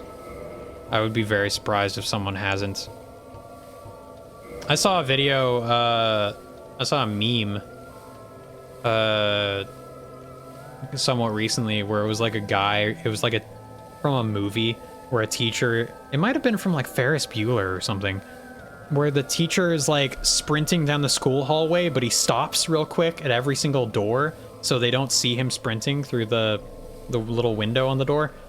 And he just, it just replaced all of the running sounds, like him stepping, with just the Halo Reach sprinting audio. And it would just cut off abruptly every single time he got next to a door, and he like, there were like 3 doors that he ran past. It was pretty good. Made me happy. Do I need the Soul of Quelaag for anything? I don't think I do. I don't think I need it for anything, do I? Lion? Do I need anything? Do I get anything out of this? I don't remember. I don't think I do.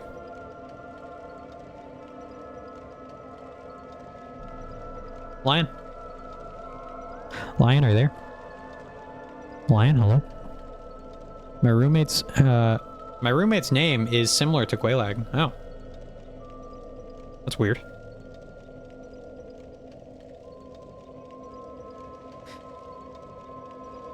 I don't know what name that could be. Oh well. Alright, whatever, I'm doing it.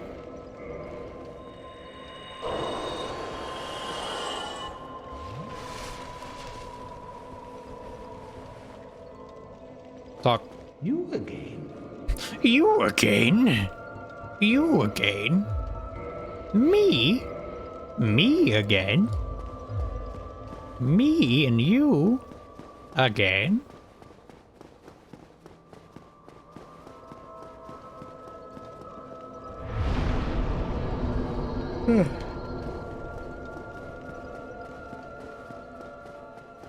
It's Qualuk.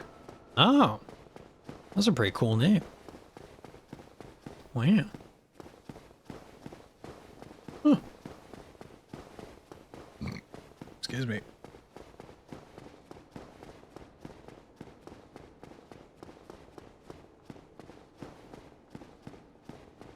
I would mention a character who has a name that sounds similar to mine, but I don't want to tell everybody. Lion already knows it, but hopefully he will never tell.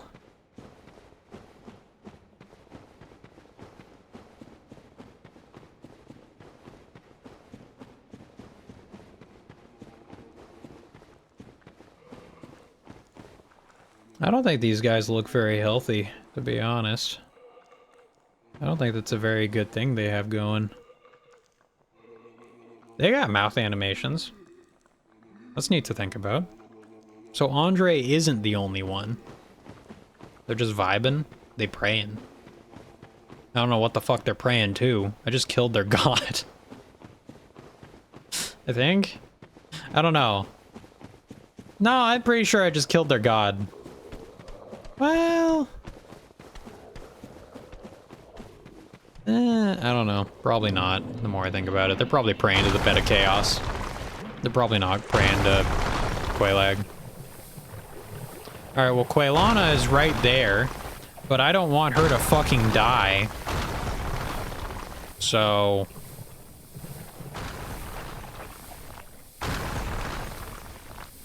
what do I do? Are they gonna give up? They're not gonna give up. Okay. Give me just a second. They're praying something gets them eggs off their back. I think they want the eggs on their back.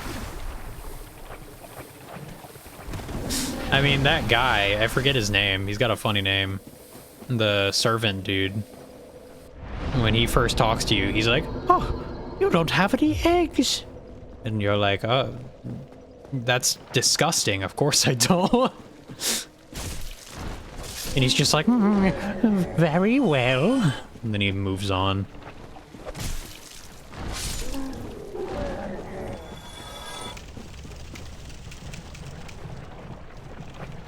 Just a silly guy. Shifty ass. Yeah. Hello. A mere undead, yet you can see me. Fascinating. I am Quailana of Izalith. I am not often revealed to walkers of flesh. You have a gift. Yeah, I upgraded my pyromancy. Like yeah. You made him sound like C-3PO? I thought that was pretty spot on. Yes, of course. You don't have any eggs. It should be expected. Very well. You shall be my pupil. I'm her pupil. Pyromancy. You must give something up. What do I have to give up? I'm prepared to do this.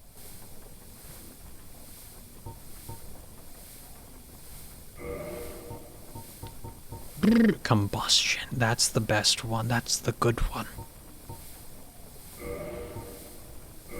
500. 500 cigarettes. Fireball. Great combustion.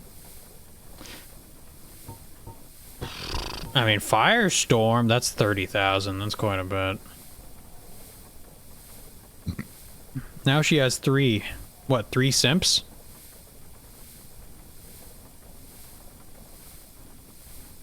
What? 3 pupils. Who are the other 2? Or is it the amount of people watching right now? His eyes. Her eyes. Now go.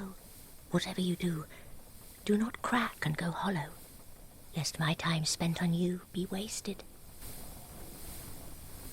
Yeah, hang on. I'm gonna be just like you. Give me 1 sec.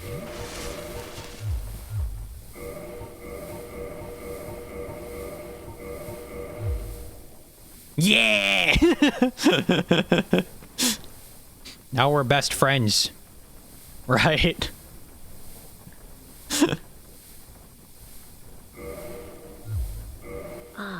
I was expecting. She doesn't give a shit. How do you get the witch's ring? Also, should I buy Great Combustion, or is it just a shitty version of Combustion? I'll buy it. I'll try it out. Now go. Whatever you do, lest my... Whatever you do, do not crack and go hollow. Eh. Yeah, I don't like her as a teacher as much as Laurentis. I think Laurentis is adorable. I think he's great. The way that he... It's so cute. The way that he talks about pyromancy. I need to go save him. The way that he talks about pyromancy and is like, that he gave up a part of himself to give it to you. He's like... And I love his accent where he's like, oh, stay safe, friend. No, you're getting down, you dare go all out. I don't know what accent he even really has. It's probably like some form of British. I have no idea. Great Chaos Fireball. What does this do? Attack! That wasn't that good. Huh.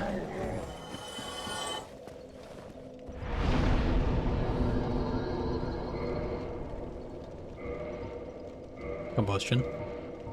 Great Combustion.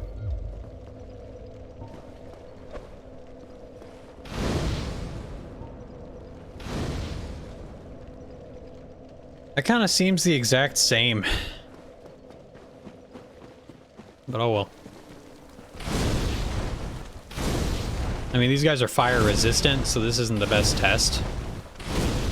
But it's kind of funny. Get the fuck off me.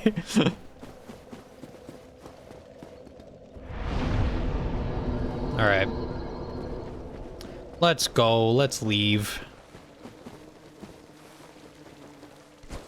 Oh. How do I leave? Where's the best spot?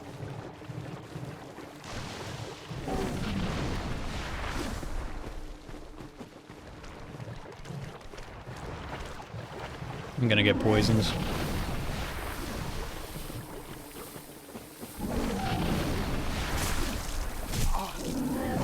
Oh my god.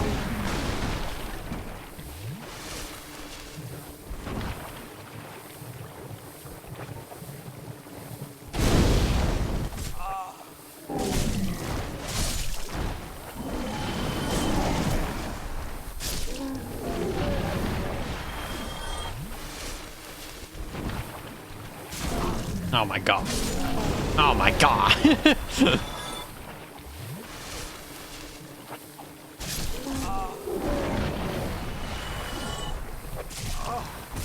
These fucking flies, dude.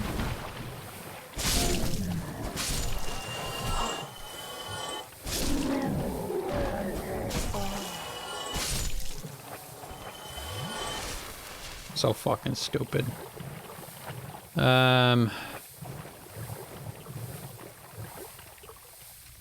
This isn't where I came up, or came down, is it?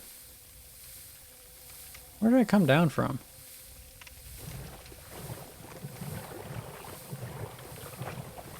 Oh, yeah, I know. I know. From over there.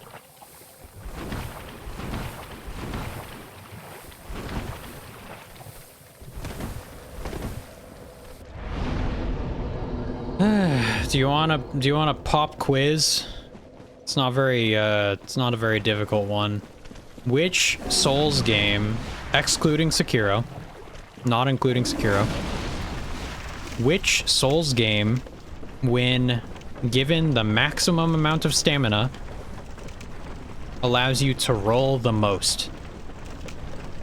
Is it Dark Souls 3? Dark Souls 1? Dark Souls 2? Or Bloodborne?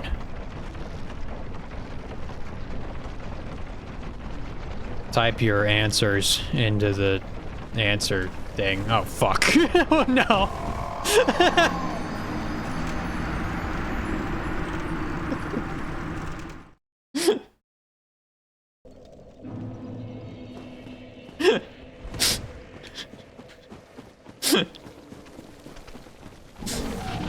I was paying more attention to the talking than to the game. I was like, wait, where's the platform? Like I needed to get off. It was turning. Bro did a very guttural death yell. Yeah. Just yeah. 3. Dark Souls 3. That's your guess?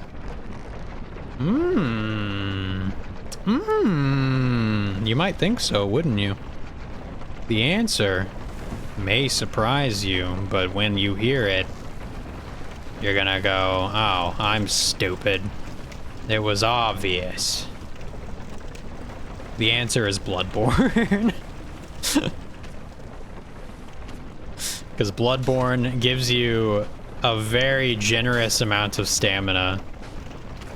And like, by the time you have max stamina, you can dodge roll like 24 times in a row before you're out of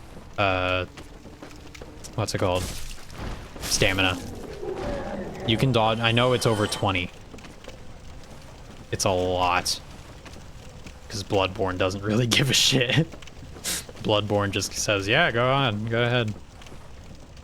Like any... I mean, classes usually don't dictate stamina that much, but any class in Bloodborne, your stamina is very, like, generous, just even at the beginning of the game. Because that's just the type of game that they wanted to make. And then they made Sekiro, where you have no stamina. So, but I love Sekiro. I think it's a great game.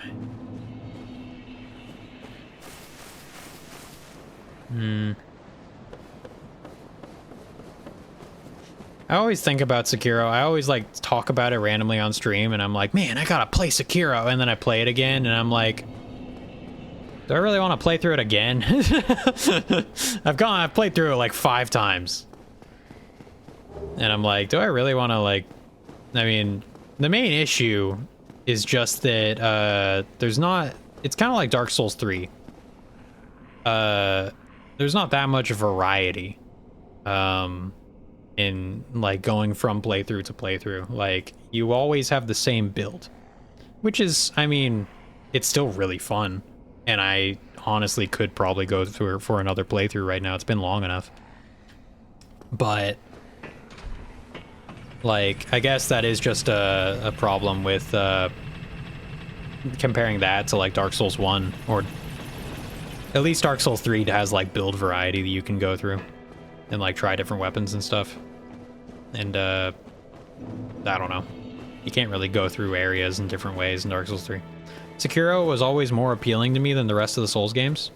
That's fair. If you're not like a huge fan of the typical Souls formula or whatever, like the way that these games are, or just like the gameplay, man, my bare feet are super obvious. Those are disgusting.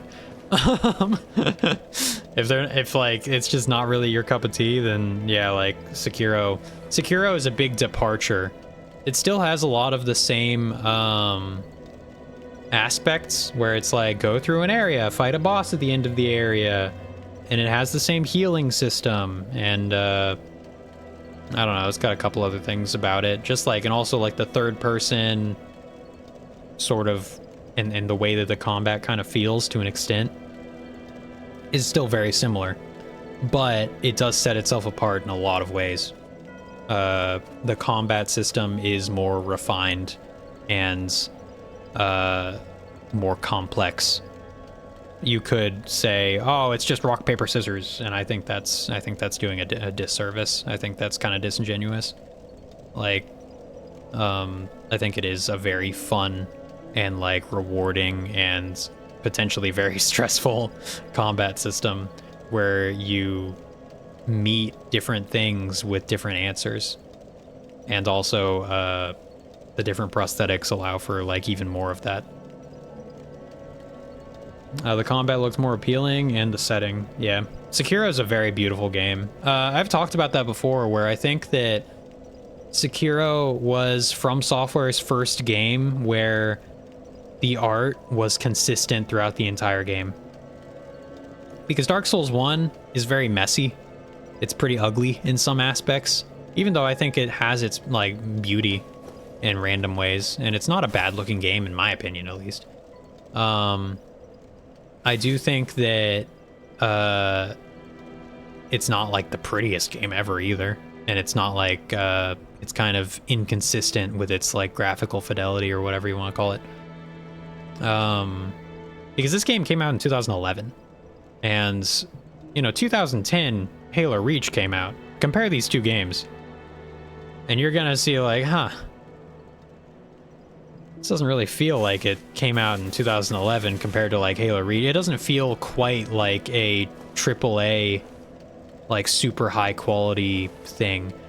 And then Dark Souls 2 is uglier, in my opinion. I mean, that's fair. It's not Super Mario Sunshine after all. Yeah. Yeah, it's not a Nintendo game, but yeah, it's especially not Super Mario Sunshine. Shut up.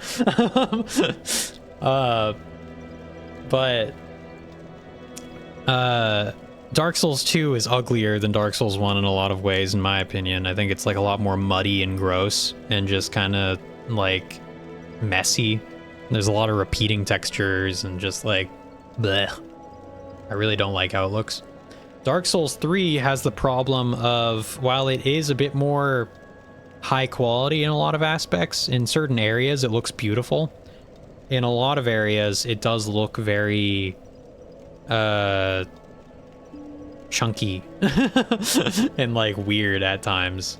Like, there's lots of, you'll be running through an area and there's very obvious pop-in where, like, it'll be a very low resolution texture or model for, like, a tree in the distance, and you'll, like, walk 5 feet and then it'll pop in to a higher quality model, like, very obviously.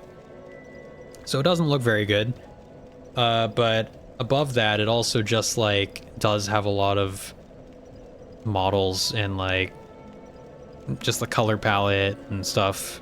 For some reason it's just not really that great. It feels inconsistent throughout the game. Because in one area you got Irithyll of the Boreal Valley, and then in another area you got Crucifixion Woods. And Crucifixion Woods kind of looks like shit. It looks fine, but it kind of looks like shit in some aspects. Same with, like, I don't know. I don't think Demon Ruins looks all that great in some aspects. I don't think that the Catacombs looks all that great. Classic Souls Forest moment. Yeah, like, the forest in this game doesn't look that great at all. I feel like forests are kind of a hard thing to do, right? But maybe not so much today. You have better tools to work with in, like, Unreal Engine and shit.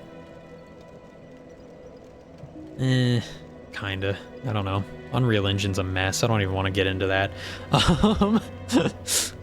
But Sekiro is, like, extremely consistent when it comes to its art. That's kind of what I'm getting at. Its art style is very, very good. And then in Elden Ring, they kept that quality, even though it's a giant open world game. Elden Ring is beautiful. Elden Ring keeps that quality all the way through. And there's no, like, there's no random moment of, like, oh, that texture and that cutscene looked really bad, or oh, that character model, we got an up close shot of that character model and that character model looks like shit up close. They shouldn't have done that. They shouldn't have given us that up close shot. Stuff like that. Elden Ring dodges that and manages to look really good basically all the time. Like, there's not a single moment that I can think of where it looks bad. it might not hit the same like graphical fidelity as, I don't know, the Demon Souls remake, but I don't think I want it to. I think that the Demon Souls remake lost a lot of its, just because something is higher graphical fidelity wise, like higher, I don't know what, like, oh, super high definition HD textures, redundant, but super high quality textures, and models, and like, oh, perfect optimization in every way and all this stuff. Like, just because it has all that doesn't really make it a better looking game from an art style perspective. And a lot of people do realize that, especially with like, you take the Shadow of the Colossus remake versus the original. The remake kind of lost a lot of things. And there's quite a few purists that don't like it. Yeah, graphics Andes. Yeah, like I remember I really wanted to play the Shadow of the Colossus remake because I was like, this is beautiful. This is the best looking thing ever at the moment. Like when it came out, like this is such a beautiful looking game. And then I play it and I kind of don't feel the same way that I did when I played the original. And you could chalk that up to nostalgia for the original, I guess. But it just didn't really hit the same. And like the worlds, like the color palette and a lot of other things just didn't really feel very like they fit as well. That's the same way I feel about Silent Hill 2's remake. Aw, I wanted to play Silent Hill 2's remake. But I mean, I could always play the original, but I don't know. I thought I heard good things about that one, but I think that something will always get lost when you try and... If you didn't play the original, the remake is fine. Okay. That's good. I feel like, I mean, I don't know, like if it's always hard if we're getting into like recommendations and stuff. Like, let's say, hypothetically, I had a friend and they wanted to play Shadow of the Colossus. I guess I would recommend the remake, even though I like the original more. I would only recommend the original to like a purist, to like someone like me who really cares about the original like feeling, the original atmosphere. The atmosphere is definitely calmer. Oh, okay. That's interesting. Yeah, like atmosphere is a very hard thing to get right, and it's something that gets lost in a lot of remakes. It's very hard to keep. Like in the Demon Souls remake, the atmosphere is completely different. It doesn't have the same level of like weird ghostiness. I don't even know how to describe it. It's like off-putting and like ghosty, like spirity, like and kind of just strange in the Demon Souls, in the original Demon Souls, where like characters, it did have an art style, surprisingly, even though it was From Software's first Souls game, and that art style was actually kind of good in some aspects. It was a pretty ugly game in a lot of ways, but with like how characters looked when they were in the spirit form. I don't even remember what it's called. It's not undead because it's not Dark Souls, but when you die and you're in your like weakened state and you're all glowy and shit. There's something about it. Also, there's certain areas that are way creepier in the original, like Tower of Latria. I just remember the donkey video of the original of Demon Souls. Hang on. I'm sure Donkey has such a fucking weird video on it. But...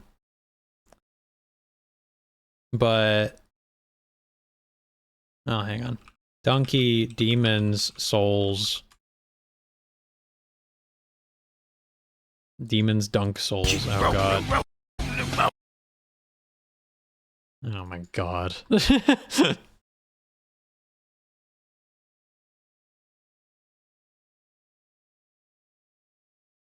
rolling. Keep rolling. Yeah, there was stuff like this in the original. Like, what? Hey guys, it's me, Video Donkey. Here I am with Dark Souls 2. This is one of the hardest bosses in the game.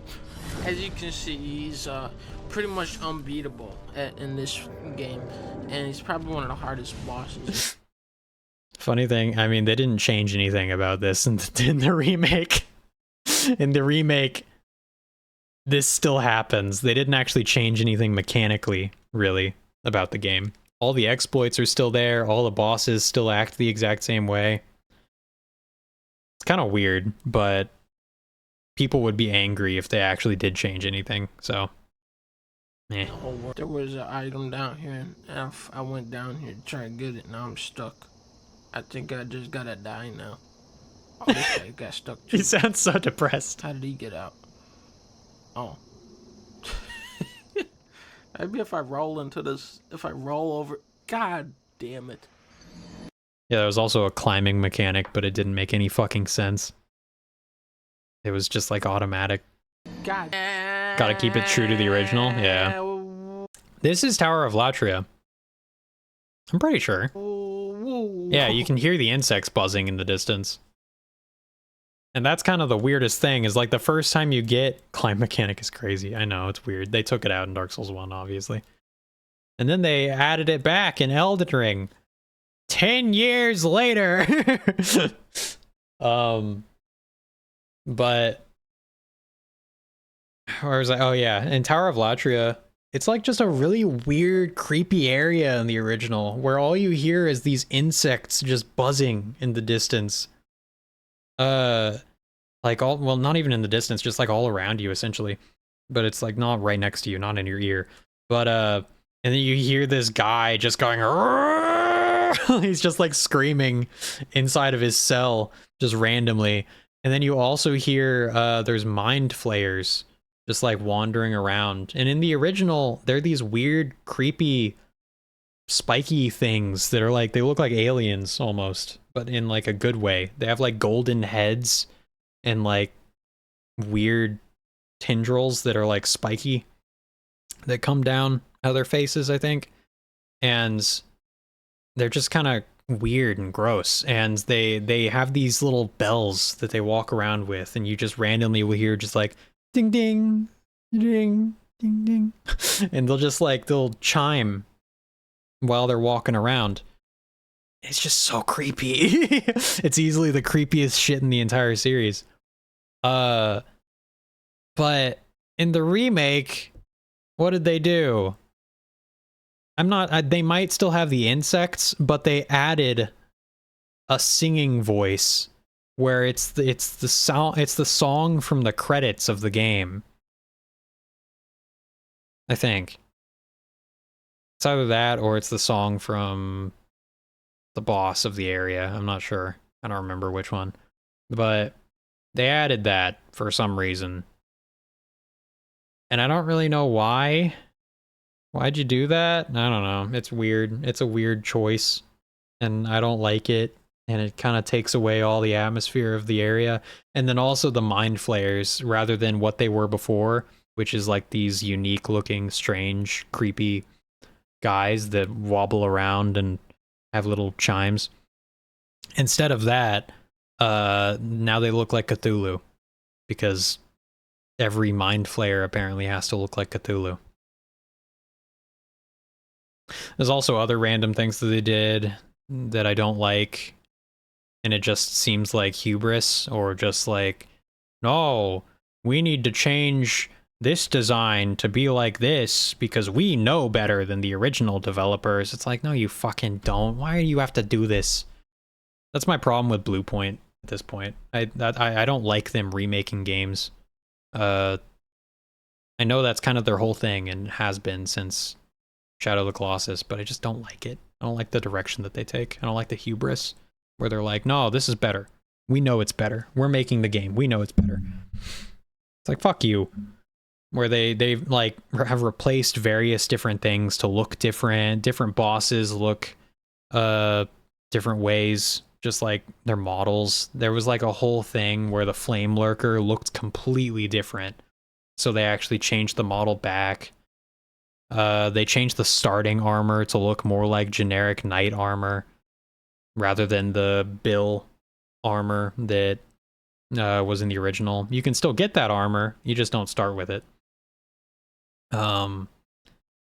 And there's like, for instance, one of the weirder aspects of Demon Souls is like, oh, in like certain areas you would see like this weird anime style warrior where it's like this big muscly guy with a sword or some shit, and he's got like flowing hair. And then in the remake they just changed it out for like a generic looking knight holding a sword. It's like, do you realize you're taking away from what people like about this strange niche game? You're not improving it, you're taking away and trying to make it your own. And I just don't like that. I think that's very, yeah, it's scummy. It's dumb. I was like, there's no way FromSoft did the remake. Yeah, no, they definitely didn't. FromSoft has never done a remake, and I don't think they have any desire to. Like, From Software is the kind of developer that always wants to be trying new things and making new shit. Which I really appreciate. Like, right now, they're doing Night Rain and The Blood. What is it? It's not the Bloodborns. It's like the vampire one that's gonna be on Switch. And I'm kind of afraid, I'm kind of sad that I don't think that's going to sell all that well. It might, but there's a big problem with it because From Software is going on a multiplayer sort of like test run where they're making two games. They made Night Rain, which is done very well, and then they're making the Dusk Bloods. That's what it is. And the problem with that is that you're making a game that is centered around multiplayer, but you're making it exclusive to Nintendo Switch, and you're making it on this console that requires you to pay money to play online.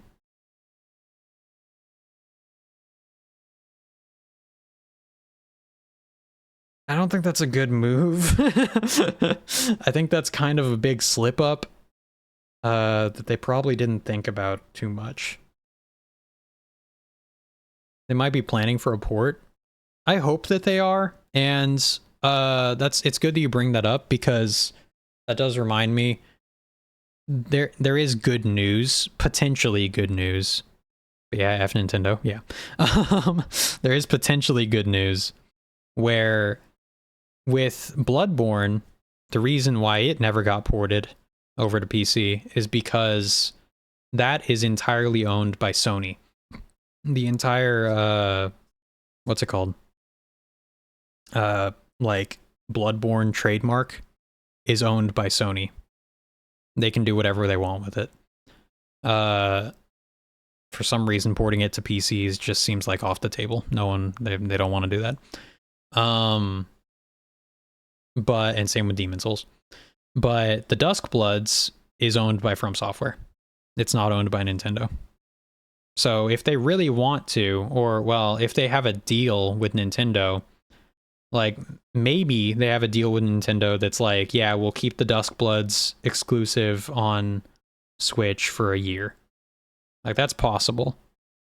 It could be 2 years, it could be 5 years, who knows? Who knows how much Nintendo would pay them to keep it exclusive and how long.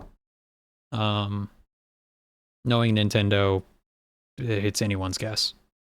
They could be extremely shitty about it. Hi, Satan. We're talking about a lot of things. But yeah. It could eventually come to PC. I would guess 1,000 years for $5. Okay.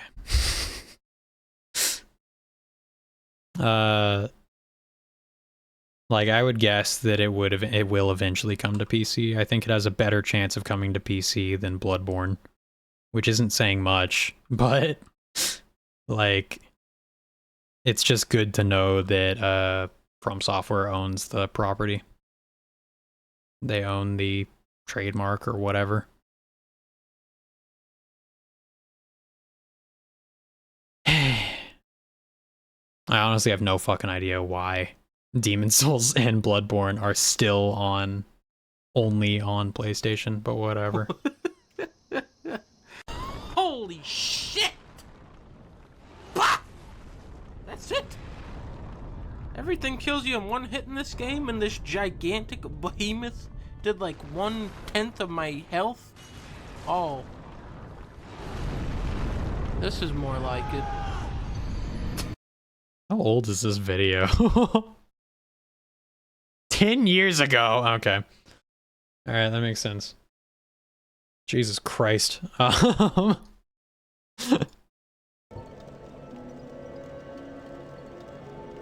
my controller turned off.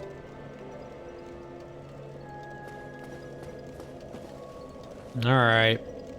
Cool. Well, now we got combustion. We could test it out on the Crestfallen Knight. You want to do that? Lousy rat. You have some nerve. I may be crestfallen, but I'm not defenseless, you rascal. You will soon regret. Not too shabby. Not too shabby. I think you've done me a favor.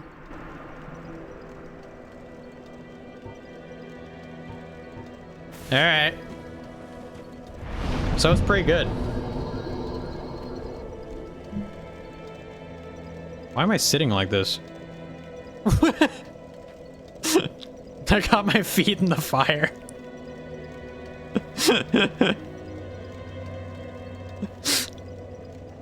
Bro is just like internally screaming.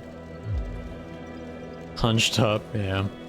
Alright, well, I think we're at a pretty decent stopping point. I just tried to jump over this. I just tried to jump on this bench.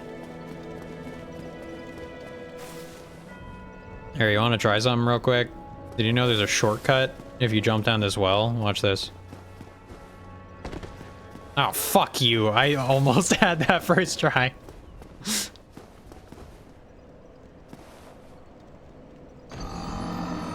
I lied.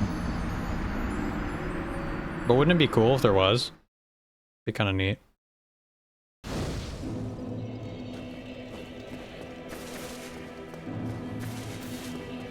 Alright, we're gonna go to bed. Thank you for watching. I appreciate it. This was a good stream.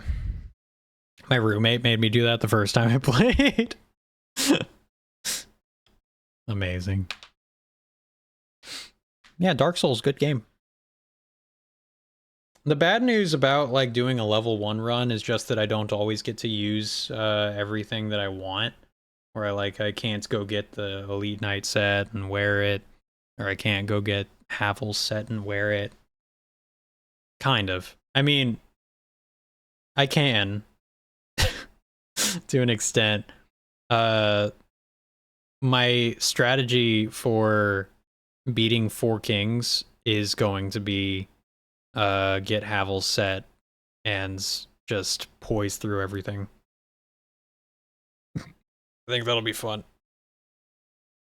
Thanks for the stream and Camgrass. No problem. I hope you enjoyed it and stuff.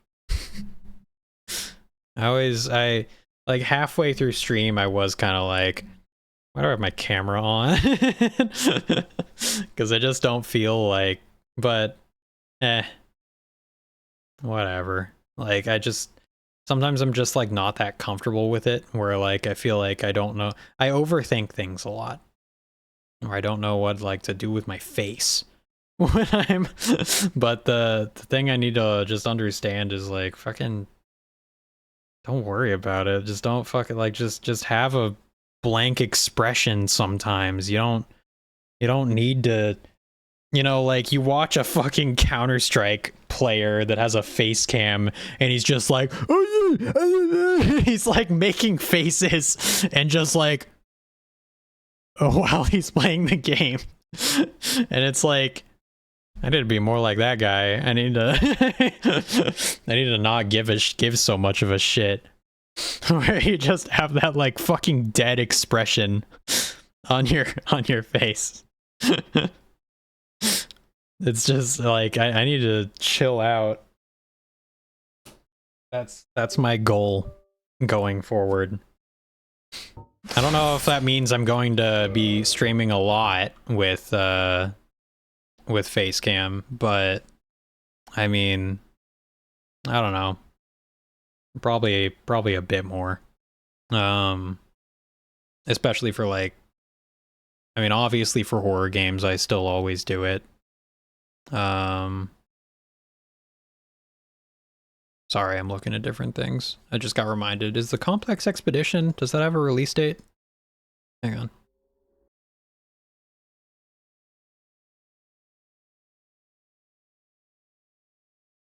No, it doesn't. Okay, fine. Whatever. Okay, I'll just keep an eye out. But yeah. I don't know what we're gonna do tomorrow for stream. I'm not sure. We could continue Dark Souls 1 Remastered, or Dark Souls 1 Level 1. But we might try and do Elden Ring Night Rain. Just solo. I'm back? I didn't know you left. But welcome back. We're ending here, just to show that we're ending. Wow. Isn't it so suddenly chill and cool? Yeah, I know. Oh. Here. Tom Cruise. Wow. Look, he's gonna eat the... He's... Hang on. He's gonna eat your comment. Man, I'm glad I did this. This isn't cringe at all.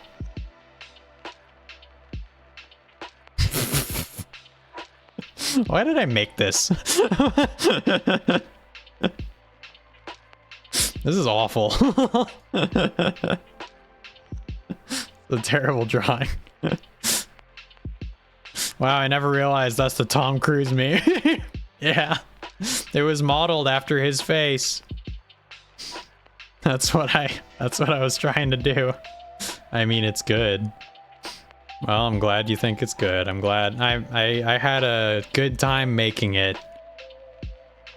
I do need to, that's another thing that I need to do. Is make more. I don't think I'll stream it because I think that making art is kind of peaceful. Just on my own time. Just like listening to music and just like hours slip away. But I need to make more emojis and shit, emotes for stream, and also just art in general. I was thinking it would be cool to have like a pixel art background that I actually made. Because I didn't make this background, obviously. Maybe not obviously, but I didn't. I got this from fucking Wallpaper Engine. And I was like, that's pretty good. And it's grass. And it's cool and peaceful. Do it when you feel the urge. Well, that's kind of the problem, is that I don't often feel the urge. I actually did draw something today. I drew my dog. I was just sitting outside with him. And I was like, I can draw you. But I don't know. Like, sometimes I just don't have that urge at all, but when I actually do force myself to sit down and start drawing, I am very thankful that I did. Because, it just, like, feels good to actually get things done. And, make art. Because I love making art. It's just a matter of actually getting started. You know? It can be rough sometimes. That's life. Learning to deal with your stupidity. Your own shortcomings. I gotta buy a tree? You gotta buy a tree? Why do you have to buy a tree? The amount of memes of Revenant holding big ass swords. Yeah, it's funny. I love Revenant. I think that she's my favorite character in Night Rain. She's a lot of fun to play. A present from my mom. Aww. How big is it? How big is the tree? Like, is it gonna be like a indoor tree, or is it gonna be like a one that she can plant in like a yard? It's an outdoor one. Oh, okay. Yeah, indoor ones aren't very common, are they? Unless it's Christmas. That's really cool, though. That's a really sweet gift. I think that's dope. Well, good luck with that. Good job. We have a tree that grew from a branch. That we grew from a branch. Whoa. Jeez. I also have to buy a printer. That's less exciting. I'm sorry to hear that. I hope that it goes well. I hope that you find the right printer. Alright, we're gonna go ahead and end. Boop. Here, I got a bunch of images. I got this guy, I got this guy, I got this guy. Oh wait, well that one's not really visible. Yeah, that's about it actually. Boop, boop. Yeah, I don't even, did you even notice? These are just slightly visible grasses. Why can't I grab them? Let me grab the grasses. I can't grab them. The fuck? Oh wait, they're locked. Okay, there we go. Now I can grab them. I don't know, I could just have him, and that's actually kind of looks kind of nice. Where's the Dr. Phil? Oh, he's not here, but I can add him real quick. Hang on. One sec. Oh, I got ya. That's the one that Hatter made. Where is it?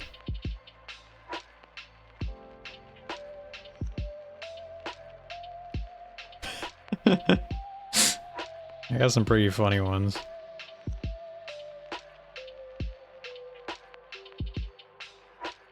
Well, here's just Dr. Phil, but that's not it.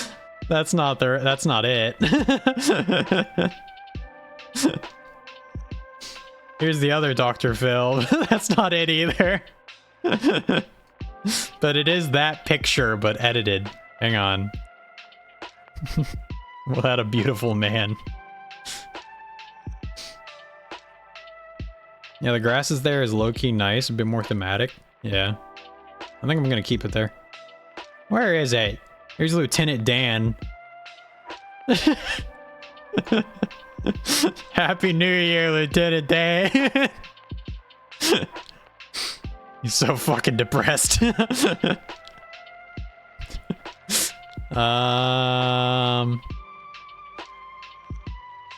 Huh.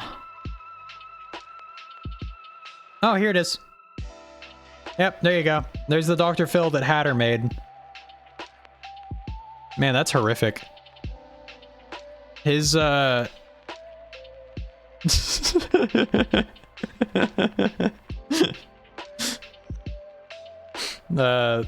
apparently, according to, well, not even according to, it's obvious, that the eyelids, are actually just his lip. That was Hatter's shortcut to making eyelids.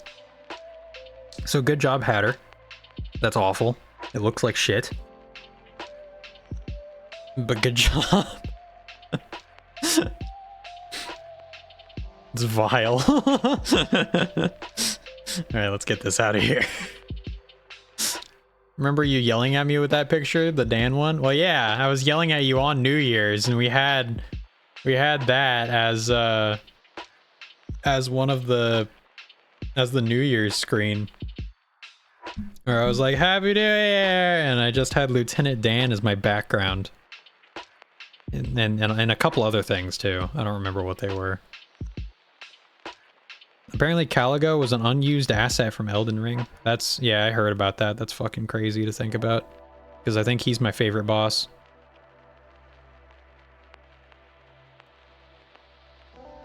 He's great.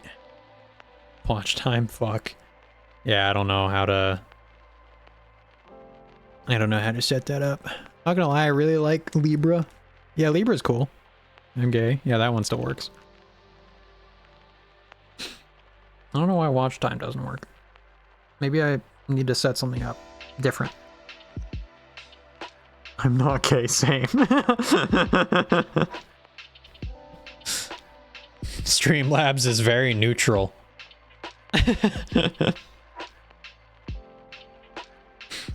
Streamlabs? Yeah, Streamlabs. Streamlabs is whatever you are, basically. By the way, I stole this music from Limit Breakers, which I think they stole it, and I think it's like, well, they didn't steal it, but it's copyright free, but then they edited it to make it their own, and then I said, I like that, I'm gonna make it my stream outro. And I wonder if I could get it into any trouble. Probably not realistically, and I doubt that Limit Breakers gives a shit, because they're kind of a cool channel. Go watch them. They make... Here. Well, no, I'm not going to show you a video, but I like them a lot. I've been watching them a bit recently. Oh shit, sorry, I just hit my mic. They recently made a new video. It was just... They do stupid Souls game useless data where, I mean, I was actually just referencing them. They're the reason why I know which Souls protagonist can roll the most and has the most stamina. Because they literally did a test to determine that, and it was so stupid. It's literally, it's a pretty stupid YouTube channel because he just has an old man text-to-speech voice most of the time. Like, that's just what he uses to talk to the audience, and I think it's pretty good. I like... Hang on, how do I get this out of here? Oh no, that's the grasses. How do I get... Oh, nah, shit, that's the music. Okay, I'll check them out. Yay. I mean, I get nothing out of it. If you don't like them, that's fine. I don't really care, but... I hope you enjoy. Alright. I've drawn this out too long. I must go to bed. Thank you all for watching. I'll see you later. Bye-bye, Satan. Bye-bye, Chick. Bye-bye, Doodle. You sleepy piece of shit. I think I can wake up Doodle if I'm loud enough. Okay, bye.